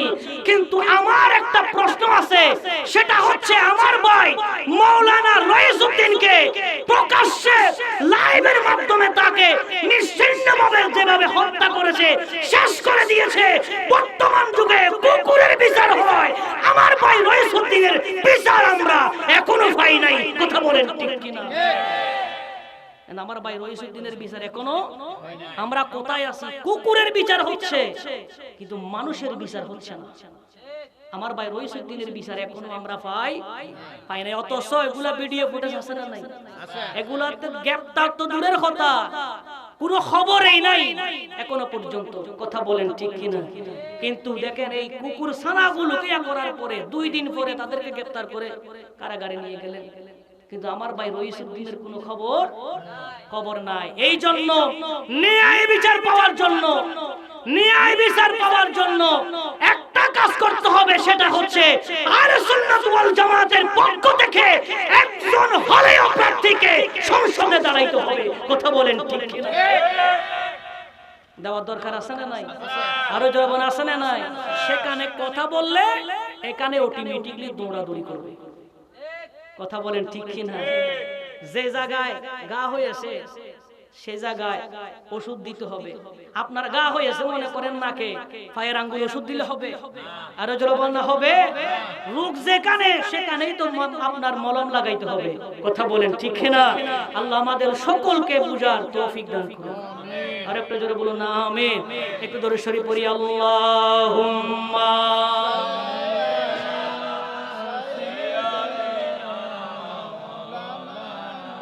ওয়ালা আলে সাইয়্যিদিনা। কারণ কেউ তো আর এই দুনিয়ায় চিরকাল থাকবো আর জীবনে থাকবো? এই পৃথিবী তোমার আমার নয় তো চিরকাল, মহাকালের জীবন হবে তোমার পরকাল। কথা বলেন ঠিক কিনা? ওরে মহাকালের জীবন হবে তোমার পরকাল, মহাকালের জীবন হবে তোমার আর মহাকালের জীবন হবে তোমার পরকাল। কথা বলেন ঠিক কিনা? ওরে কিসের আশায় রইবা তুমি মায়ায় পড়িয়া, চোখ বুঝিলে দেখবা তুমি মিশে দুনিয়া। কথা বলেন ঠিক কিনা?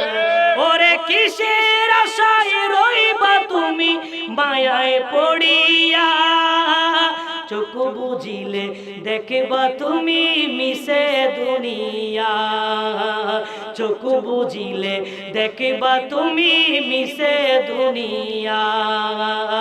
অহংকারের দেহ তোমার, অহংকারের দেহ তোমার হইব রে কঙ্কাল, মহাকালের জীবন হবে তোমার পরকাল, মহাকালের জীবন হবে তোমার পরকাল। কথা বলেন ঠিক কিনা? ওরে কে আপন কে তোমার পর হিসাবে নমিলে, একদিন মরলে দুদিন গেলে সব যাবে বলে। কথা বলেন ঠিক কিনা? ওরে কে আপন কে তোমার পর হিসাবে নমিলে, একদিন মরলে দুদিন গেলে সব যাবে বলে। ঠিক কিনা? আজকে বন্ধু বলেন টাকা আছে, কসকসে 5000 টাকার নোট, 5000 টাকা আপনার পকেটে আছে। বন্ধুকে বলছেন বন্ধু চল থানার মোড়ে সেরা হোটেলে চা খাবো। বন্ধু বলছে অসুবিধা নাই চল। সেখানে চলে গেলেন। আরো বেশি টাকা আছে, বলো সফর করি কোথায়? বলে কক্সবাজার। বন্ধুর সঙ্গে চলে গেলেন কক্সবাজার। টাকা যতক্ষণ আছে ততক্ষণ বন্ধু আছে। কথা বলেন ঠিক কিনা? আপনার কাছে টাকা নাই মানে কোনো বন্ধু, আরো যারা বলেন না বন্ধু নাই। আপনার ঘরে টাকা আছে, আপনার পকেটে টাকা আছে, মা বলবে কলিজার টুকরা সন্তান।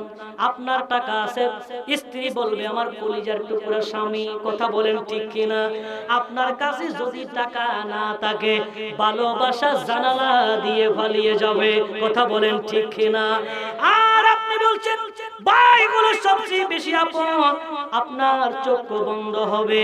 চোখ বন্ধ হতে দেরি, সম্পত্তি বন্টন করতে দেরি হবে না। কথা বলেন ঠিক কিনা? ওরে কে ভাই আপন কে তোমার পর হিসাবে নমিলে, একদিন মরলে দুদিন গেলে সব যাবে বলে, একদিন মরলে দুদিন গেলে সব যাবে বলে।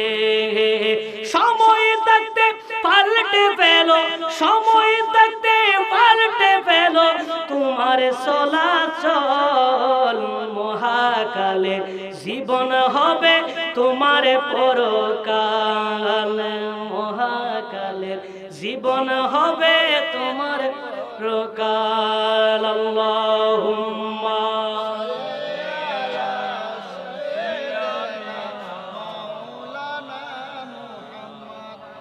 ওয়ালা আলে সাইয়্যিদিনা। এখন সিদ্দিক আকবর কোথায়? গড়ে। কোথায়? আত্মীয় স্বজনরা বলছে যদি আবু বকরের কিছু হয় তাহলে যারা যারা আঘাত করছে এদের সামরা থাকবে না, আরে বলবো না সামরা থাকবে না। এখন আস্তে আস্তে জিন যত গনিয়ে আসে আবু বকর দুর্বল হয়ে যায়, চতুর্দিকে ঘেরাও করে আছে আত্মীয় স্বজন। মা তার সন্তানের পাশে আবু বকরের পাশে অবস্থান করছেন। এমন সময় সন্ধ্যা যখন হয়, সিদ্দিক আকবর চোখ কোলে আপনার উপরের দিকে এদিক সেদিক তাকায়া মাকে বলছেন, মা আমার দয়াল নবী কোথায়? জোরে বলেন সুবহানাল্লাহ। আরেকটু জোরে বলেন না সুবহানাল্লাহ। কি বলছেন? আমার দয়াল নবী, আমার নবী কোথায়? আরে জোরে বলেন নবী, নবী কোথায়? এইজন্য নবীকে ভালোবাসার দরকার আছে না? আছে। পাইলে নিরালায় গো নবী, না ফটিয়ার জমিনের আওয়াজ এরকম না, মোহব্বতে পাইলে নিরালায় গো নবী, পাইলে নিরালায়, পাইলে নিরালায় গো নবী। ওরে দুই কদমে চুমুকাবো, দুই কদমে চুমুকাবো, চরণ ধুলি মাখবো গায়ে, পাইলে নিরালায় গো নবী, পাইলে নিরালায়, পাইলে নিরালায় গো নবী। কথা বলেন ঠিক কি না? দুলি কলিজায় মাখা দরকার আছে না? আছে। সহিহ বুখারী শরীফের হাদিস, আমার হুজুর আছেন, নবীজি যখন তুতু মুবারক ফেলতেন সাহাবায়ে কেরাম এভাবে হাত দিয়ে তুতু মুবারক গুলি হাতের মধ্যে নিয়ে আপনার মুখে এবং বুকে মালিশ করতেন। জোরে বলেন না সুবহানাল্লাহ। সুবহানাল্লাহ। সিদ্দিক আকবর অন্য অন্য সাহাবায়ে কেরাম যারা আছে নবীজি তুতু মুবারক ফেললে কুলি যখন করতেন সাহাবায়ে কেরাম হাত বসিয়ে দিতেন। জোরে বলি সুবহানাল্লাহ। কি রকম ভালোবাসতেন সাহাবায়ে কেরাম আমার নবীকে। আমাদেরও সেই রকম ভালোবাসা দরকার আছে না? আরে জবাব আছে না নাই? সিদ্দিক আকবর বলছেন, মা আমার নবী কোথায়? জবান দিয়ে যখন এটা শুনলেন, অন্য অন্য আত্মীয় স্বজন আছে না নাই? আরো যেমন আছে না নাই? যারা এতক্ষণ পর্যন্ত সিদ্দিক আকবরের পক্ষে ছিলেন, এই এরা বলছে, বলে তার হুঁশ ফিরার পরে, চক্ষু খোলার পরে বলে আমাদের কথা জিজ্ঞেস করলো না, তার নিজের কথা জিজ্ঞেস করলো না। বলে তিনি এমন কি আবু বকর, বলে তুমি সর্বপ্রথম চক্ষু খোলার সাথে সাথে বলছো নবী কোথায়? জোরে বলেন না সুবহানাল্লাহ। তিরস্কার করা আরম্ভ করলেন। জোরে বলিয়ে না সুবহানাল্লাহ। সূরা নিসা, সূরা আয়াত নম্বর 66 নম্বর আয়াত। কত নম্বর আয়াত? 66 নম্বর আয়াত। আল্লাহ রাব্বুল আলামিন নবীজির কাছে 66 নম্বর আয়াত সূরা নিসার নাজিল করে দিলেন।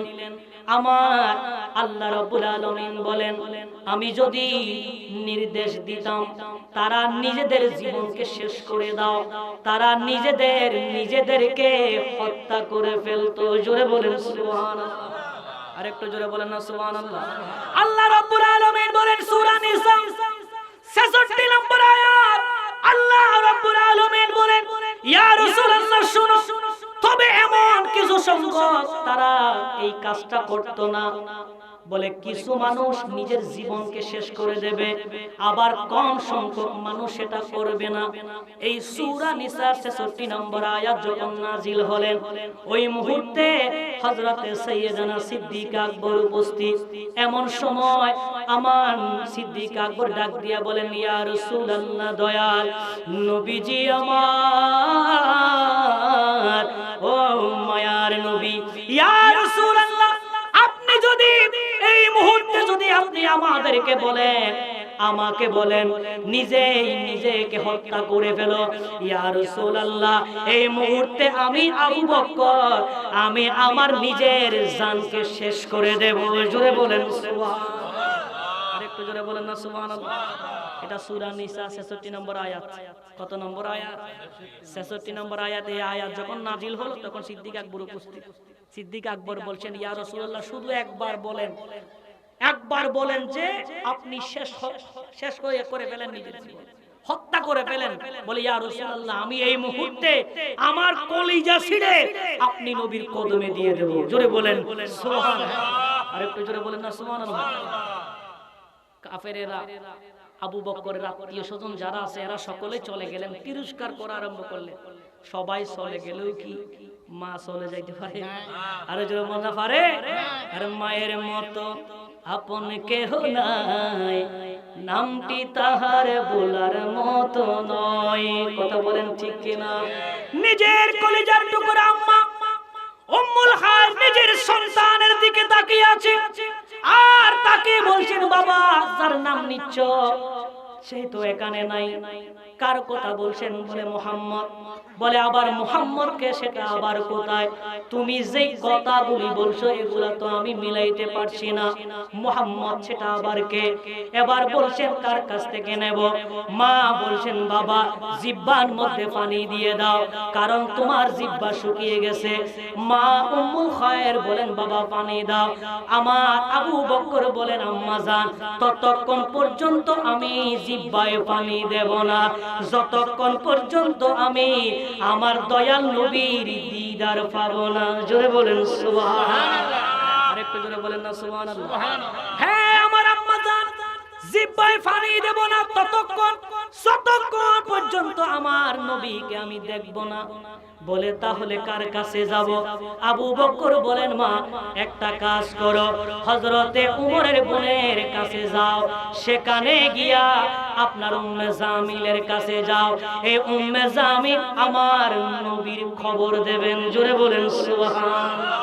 জনম দুঃখিনী মা, কারণ আপনারা জানেন সন্তান যখন অসুস্থ হয় মা সহ্য করতে পারে না, কিন্তু মা অসুস্থ হলে সন্তান সহ্য করতে পারে। কথা বলেন ঠিক কিনা?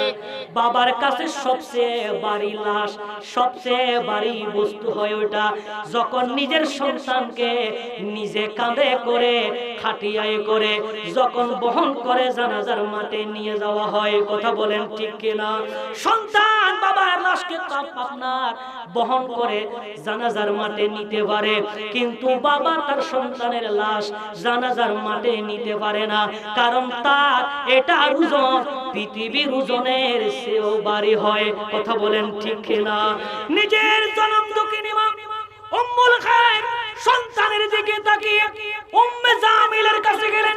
যাওয়ার পরে উম্মে জামিলকে বলছেন, উম্মে জামিল, আমার কলিজার টুকরা সন্তান আবু বকর রক্ত রঞ্জিত হইয়া বেহুশ হইয়া তিনি এখন হুঁশ ফিরেছে, তবে জিহ্বায় তিনি পানি দিচ্ছে না।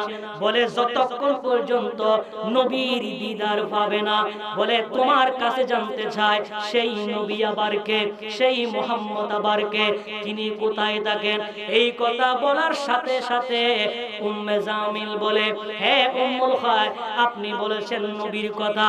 বলে, আমিও তো জানি না, কারণ ওই সময়ে উম্মে জামিল গোপনে গোপনে ইসলাম ধর্ম গ্রহণ করেছেন, তিনি এখনো প্রকাশ করে নাই।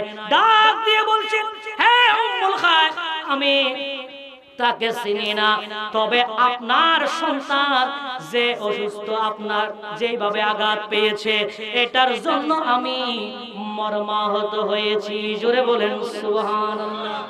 বলে, উম্মুল খায়র, আপনি যদি বলেন আপনার সঙ্গে আপনার সন্তানকে দেখে আসতে পারি, আপনি কথা বলার পরে উম্মে জামিল এবং উম্মুল খায়র দুইজনে আবার উম্মুল খায়র ঘরের মধ্যে আসলেন। আবু বকরের পাশে যখন দাঁড়ালেন, ওই মুহূর্তের মধ্যে আপনার আবু বকর সিদ্দিক উম্মে জামিলের দিকে তাকায়, উম্মে জামিল আবু বকরের মায়ের দিকে তাকায়।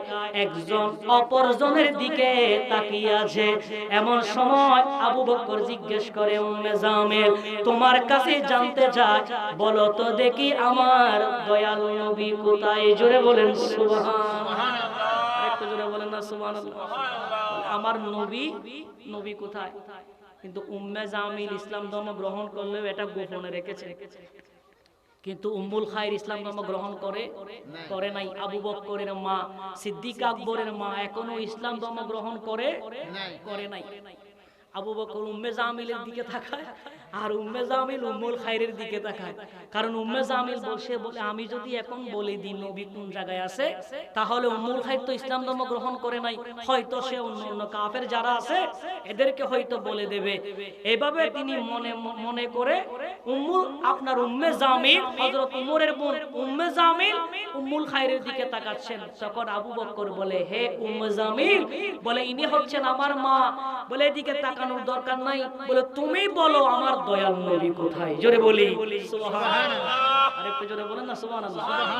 এই কথা বলার পরে এবার উম্মে জামিল বলে, হে আবু বকর, বলে আমার নবী হযরতে আরকাম রাদিয়াল্লাহু তাআলা ওনার ঘরে আছে। জোরে বলি সুবহানাল্লাহ। আরেকটু জোরে বলেন না সুবহানাল্লাহ। এবার উম্মুল খায়রে জেনেছেন যে নবী দারে আরকাম হযরতে আরকাম রাদিয়াল্লাহু তাআলা ওনার ঘরে অবস্থান করছেন। এখন কয়জন? তিনজন। আরো যেমন কয়জন? তিনজন। একজন হলেন আবু বকর, আরেকজন হলেন উম্মুল খায়র, আরেকজন হলেন উম্মে জামিল যিনি উমরের বোন, ইসলামের দ্বিতীয় খলিফা যিনি তার বোন। তিনজন মিলে তারা এবার আমার নবীর দরবারে গেলেন। কারণ আবু বকর আগে বলে দিয়েছেন যতক্ষণ নবীর দিদার পাবো না ততক্ষণ পর্যন্ত জিহ্বায় পানি দেব না। জোরে বলেন সুবহানাল্লাহ। তারা তিনজন মিলে নবীজির দরবারে গেলেন। হযরত আরকাম রাদিয়াল্লাহু তাআলা ওনার ঘরের মধ্যে গেলেন। যাওয়ার পরে আবু বকর এবং আমার নবী দুইজনে সেই ঘরের ভেতরে সাক্ষাৎ করলেন। একজন অপরজনে জড়ায়ে ধরে এমন ভাবে কান্না করা আরম্ভ করলেন। তাদের কান্নায় উম্মুল খায়র এবং উম্মে জামিল দুইজনেও কান্না করা আরম্ভ করলেন। এমন সময় আবু বকর বলছেন, ইয়া রাসূলুল্লাহ, দয়াল নবীজি আমার, ও মায়ার নবী, ইয়া রাসূলুল্লাহ, ইনি হলেন আমার আম্মা জান, তিনি এখনো ইসলাম ধর্ম গ্রহণ করে নাই, যার নাম হলো উম্মুল খায়র। ইয়া রাসূলুল্লাহ, আপনি একটু দোয়া করেন যাতে আমার মা যেন ইসলাম ধর্ম গ্রহণ করে নাই। জোরে বলেন সুবহানাল্লাহ। আপনি একটু দোয়া করেন আমার মা যাতে কি করে ইসলাম ধর্ম গ্রহণ করে। এইভাবে নবীজি আবার হাত তুলবেন। নবীর হাত কি ফেরত আছে? আর যারা বলেন আছে। আমার নবী উম্মুল খায়রের জন্য দোয়া করলেন। সাথে সাথে এবার উম্মুল খায়র বলেন, ইয়া রাসূলুল্লাহ, আর আপনি হাত তুলতে হবে না, আপনি নামান। ইয়া রাসূলুল্লাহ, এই মুহূর্তে আমি পড়ে নিলাম আশহাদু আল্লা ইলাহা ইল্লাল্লাহু ওয়া আশহাদু আন্না মুহাম্মাদান আবদুহু ওয়া রাসূলুহু। জোরে বলেন সুবহানাল্লাহ। আল্লাহুম্মা সাল্লি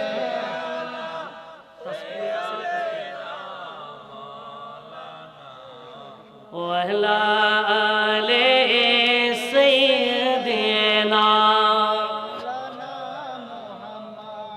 এখন সিদ্দিক আকবর নবীর সাথে সাক্ষাৎ হয়ে গেল। পাশাপাশি সিদ্দিক আকবরের আম্মা যার নাম ছিল উম্মুল খায়র, সেও ইসলাম ধর্ম গ্রহণ করে নিলেন। জোরে বলি সুবহানাল্লাহ। এখন আস্তে আস্তে ইসলামের সংখ্যা আরো বাড়তে লাগলেন। কিন্তু আবু কুহাফা এখনো ইসলাম ধর্ম গ্রহণ করে নাই। আরো যারা বর্ণনা করে নাই। তিনি পরবর্তীতে ইসলাম ধর্ম গ্রহণ করেছেন। যে সময় তিনি গ্রহণ করেছেন, গ্রহণ করার পরে যখন তার 120 বছর, কয় বছর? 120 বছর বয়সে হযরতে আবু কুহাফা ইন্তেকাল করেন। বলুন ইন্না লিল্লাহি ওয়া ইন্না ইলাইহি রাজিউন। জোরে বলি সুবহানাল্লাহ। এই আবু কুহাফাও ইসলাম ধর্ম গ্রহণ করেছেন, সিদ্দিক আকবরের আম্মাও ইসলাম ধর্ম গ্রহণ করেছেন। এবং এইভাবে আস্তে আস্তে যেতে যেতে যেতে যেতে এবার সরাসরি প্রকাশ্যভাবে আমার নবী ইসলামের দাওয়াত দেওয়া আরম্ভ করলেন। জোরে বলি সুবহানাল্লাহ। আরেকটু জোরে বলেন না সুবহানাল্লাহ। এরপরে সেখানে অবস্থান 13 বছর। কয় বছর? আরো জওয়ানা কয় বছর? 13 বছর সেখানে অবস্থান করার পরে হঠাৎ করে আমার হুজুর বলেছেন, সিদ্দিক আকবর মক্কা ছেড়ে মদিনায় যাবেন। জোরে বলেন সুবহানাল্লাহ। মক্কা ছেড়ে কোথায় যাবেন? মদিনায় যাবেন। তো মদিনার নাম ছিল ইয়াসরিব। আমি সংক্ষেপ, যেহেতু এমনি মাইকেও কষ্ট পাচ্ছি, মাইকে নাইলে এরকম না, আমাদের চিল্লাই যে এরকম লাগে, কানে আওয়াজ আসতে হয়, কারণ আর নিজেরা বেশি চিল্লাই, এখন নাই আওয়াজ, মাইকের আওয়াজ তেমন মানে পাচ্ছি না, এগুলা এখানে বাঁধার দরকার ছিল, কারণ চিল্লাই সাউন্ডও দরকার। কথা বলেন ঠিক না? না চিল্লাইলে তো আমাদের ইয়াং যারা আছে এরপরে না চিল্লাইলে তো হয় না, ঠিক না ভাই? ঠিক। আমরা এমনি বেশি চিল্লাই, কারণ এখন তো চিল্লানোর বয়স। কথা বলেন ঠিক না? সামনে কোনো পাহাড় দেখি না তো সমান দেখি। কি দেখি? আরো যাব না, কি দেখি?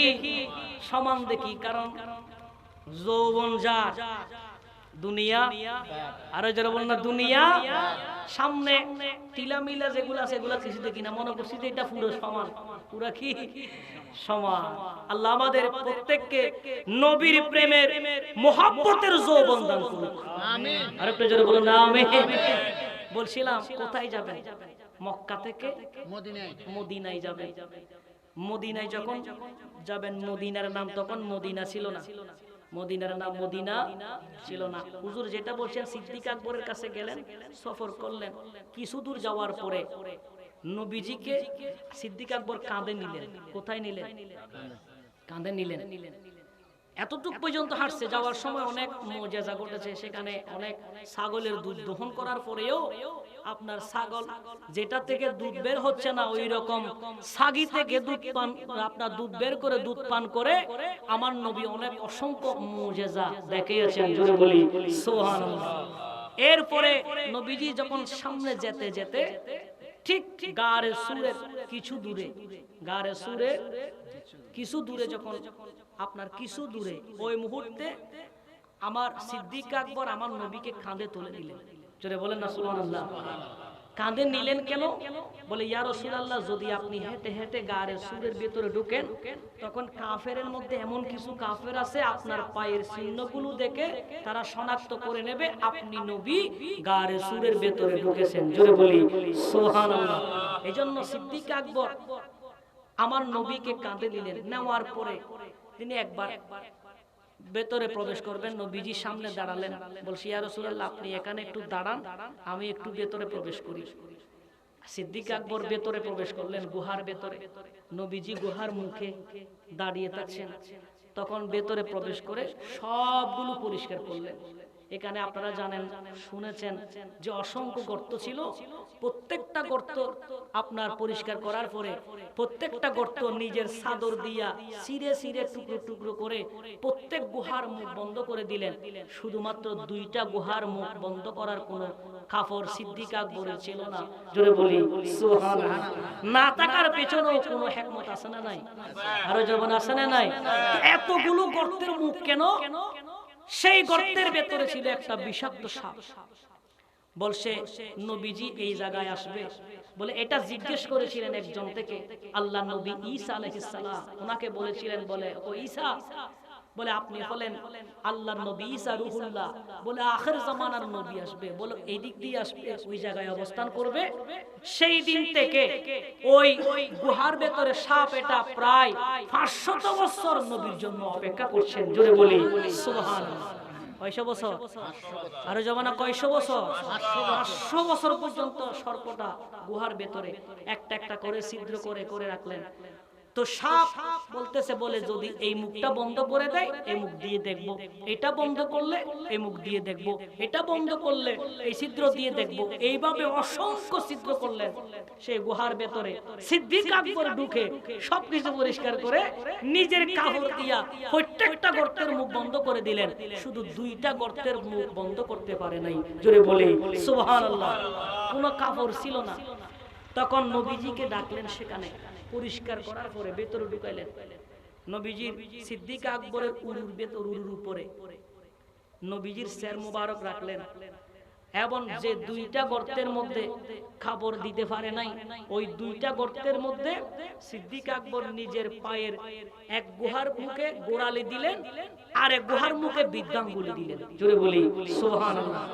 এই দোনোটাও বন্ধ করে দিলেন।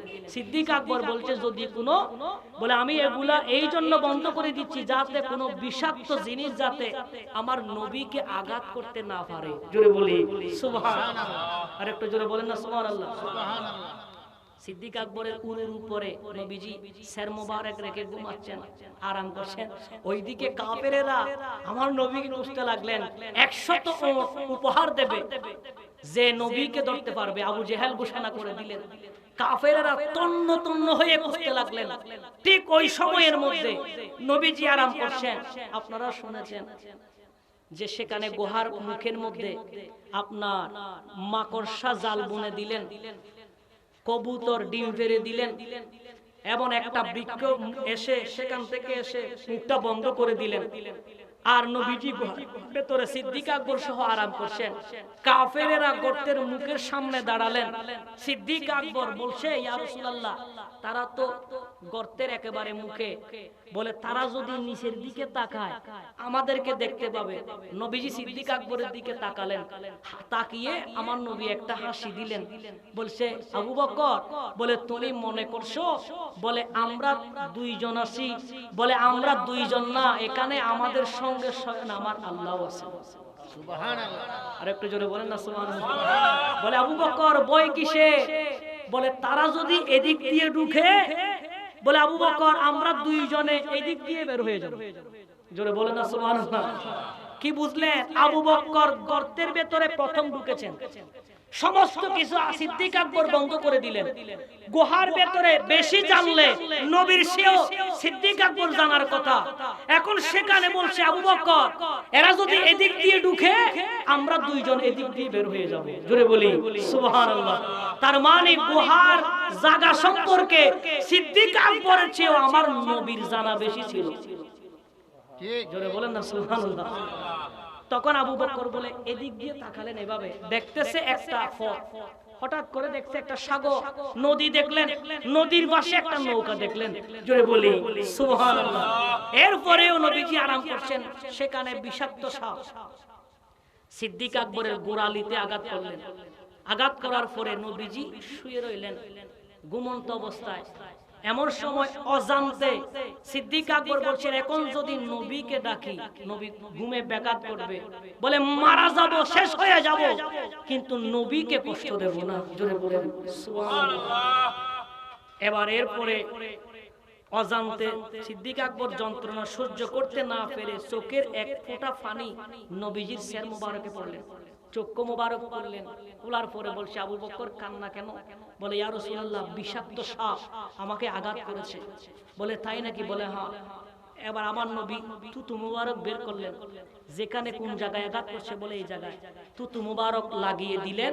সিদ্দিক আকবর বলেন, সাথে সাথে আমি পূর্বে এইরকম সুস্থ ছিলাম না, সাথে সাথে তার চেয়েও আরো আমি বেশি সুস্থ হয়ে গেলাম। সুবহানাল্লাহ। আর একটু জোরে বলেন না সুবহানাল্লাহ। তার মানে রাসূলের থুতু মুবারকে সাপের বিষ কি হয়ে গেল? পানি হয়ে গেল। এবার এটার পরে সিদ্দিক আকবরের পিপাসা লেগেছে। কি লেগেছে? পিপাসা লেগেছে। এমন সময় বলছেন, ইয়া রাসূলুল্লাহ পিপাসা লাগছে। বলে পিপাসা লাগছে? বলে হ্যাঁ। বলে এই যে এখানে দেখা যায় পাত্র, এখান থেকে পানি নাও। সিদ্দিক আকবর বলছেন, আমি হাত দিলাম, পাত্রখানা নিলাম, আমি জানিও না এখানে যে পানি আছে। তখন আমি সাথে সাথে শরবতটুকুন পানিটুকুন পান করলাম। সিদ্দিক আকবর বলে আমি এই রকম পানি আমি আবু বকর কোনোদিন পান করি নাই। বলে ইয়া রাসূলুল্লাহ, পানি আসলো কোথা থেকে? বলে আবু বকর, এটা আমার আল্লাহ জিবরিল আমিনের মাধ্যমে হাউজে কাউসারের পানি তোমাকে বিষাক্ত সাপে আঘাত করবে, পিপাসা লাগবে, তোমার জন্য স্পেশাল জান্নাত থেকে হাউজে কাউসারের পানি আমার আল্লাহ ব্যবস্থা করে দিয়েছেন। জোরে বলি সুবহানাল্লাহ। আরেকটু জোরে বলেন না সুবহানাল্লাহ। এইভাবে পানি পান করার পরে সিদ্দিক আকবর বলছেন ইয়া রাসূলুল্লাহ, বলে কাফের তো একেবারে মুখের উপরে আছে। বলে হ্যাঁ মুখের উপরে আছে। বলে এখান থেকে চলো, আমরা এখান থেকে এবার বের হয়ে যাব। তখন বের হচ্ছেন, তখন সর্পকে ডাক দিলেন, বে সর্প, তুমি আঘাত করছে কেন? বলছি ইয়া রাসূলুল্লাহ, আপনার চেহারা দেখার জন্য প্রায় 500 বছর অপেক্ষা করছি। জোরে বলি সুবহানাল্লাহ। বলে আবু বকর প্রত্যেকটা গর্তের মুখ বন্ধ করে দিয়েছে, আপনি নবীর দিদার পাবো কিভাবে? বলে আমার নবী বলছেন তাহলে আঘাত করেছে কেন? বলে ইয়া রাসূলুল্লাহ, যেই দুইটা গর্তে কাপড় দিতে পারে নাই সেখানে আপনার পায়ের গোড়ালি দিলেন, আরেকটাতে বৃদ্ধা আঙ্গুল দিলেন, চেষ্টা করলাম অনেক, কিন্তু সে হাত পা নড়ায় না, পা সরাচ্ছে না, এজন্য আমি সুবল মেরেছি। জোরে বলি সুবহানাল্লাহ। আরেকটু জোরে বলেন না সুবহানাল্লাহ। এজন্য যারা সিদ্দিক আছে, কি আছে? সিদ্দিক, যারা অরিজিনাল, যারা সিদ্দিক, কোন মানুষকে যদি সাপে কামড়ায়, কিসে কামড়ায়? সাপে কামড়ায়, কোন অ্যান্টিবায়োটিক আপনার মারতে হবে না, কোন ইনজেকশন দিতে হবে না। যারা অরিজিনাল সিদ্দিক আছে, এদের রক্ত, এদের থুতু যদি ওই বিষাক্ত সাপ যেখানে আঘাত করেছে এখানে লাগিয়ে দেয়, সাথে সাথে রাসূল বলছেন সাথে সাথে তার বিষ পানি হয়ে যাবে। জোরে বলি সুবহানাল্লাহ। কারণ সিদ্দিক যারা আছে এদের রক্তে আমার নবীর থুতু মোবারক আছে। জোরে বলেন না সুবহানাল্লাহ। কারণ নবীজির থুতু মোবারক পবিত্র, নবীজির প্রস্রাব মোবারক পবিত্র। কথা বলেন ঠিক কিনা? নবীজির আবাদ মস্তক পবিত্র। কথা বলেন ঠিক কিনা? সেখানে আপনারা শুনেছেন যে কবুতর ডিম পেড়ে দিয়েছিলেন, আর সেখানে নবীজি কবুতরের জন্য দোয়া করলেন। এখনো পর্যন্ত আল্লাহর ঘর খানায়ে কাবায় যে 2 জোড়া কবুতর, 2টা কবুতর 1 জোড়া, এই 1 জোড়া কবুতর যারা ডিম পেড়েছিল, এই কবুতরের বংশধর এখনো আল্লাহর ঘর খানায়ে কাবায় আছে। যে কাবা শরীফের চতুর্পাশে যে কবুতরগুলো দেখেন, ওই কবুতরগুলো হলো এই জোড়া কবুতরের বংশধর। জোরে বলি সুবহানাল্লাহ। আল্লাহ সুবহানাহু ওয়া তাআলা ওই কবুতরগুলোকে আঘাত করা, এগুলোকে হত্যা করা আমার আল্লাহ নিষেধ করে দিলেন। জোরে বলি সুবহানাল্লাহ। যারা কবুতর, যারা আল্লাহর ঘর খানায়ে কাবায় গেছেন তারা দেখেছেন, গেছেন না? এখানে যে কবুতরগুলো আছে এই কবুতরগুলো হলো ওই 2টা কবুতরের বংশধর। জোরে বলেন না সুবহানাল্লাহ। আল্লাহ সুবহানাহু ওয়া তাআলা মাকড়সাকে জাল বুনার জন্য ব্যবস্থা করে দিলেন। সেখানে জাল বুনেই মাকড়সা তার মশা মাছি এগুলো আহার করে। জোরে বলি সুবহানাল্লাহ। এই জন্য ভালোবাসতে হলে সিদ্দিক আকবরের মতো ভালোবাসা দরকার আছে না নাই? সেই গুহার ভেতর থেকে সরাসরি মক্কা থেকে মদিনায় পৌঁছে গেলেন। ইয়াসরিব থেকে নাম পরিবর্তন হইয়া মদিনাতুল মুনাওয়ারা হয়ে গেছে। জোরে বলি সুবহানাল্লাহ। এবার সিদ্দিক আকবর সেই মদিনাতুল মুনাওয়ারায় তারা অবস্থান করছেন। জোরে বলুন সুবহানাল্লাহ। একটু জোরে শরীফ পড়ি আল্লাহুম্মা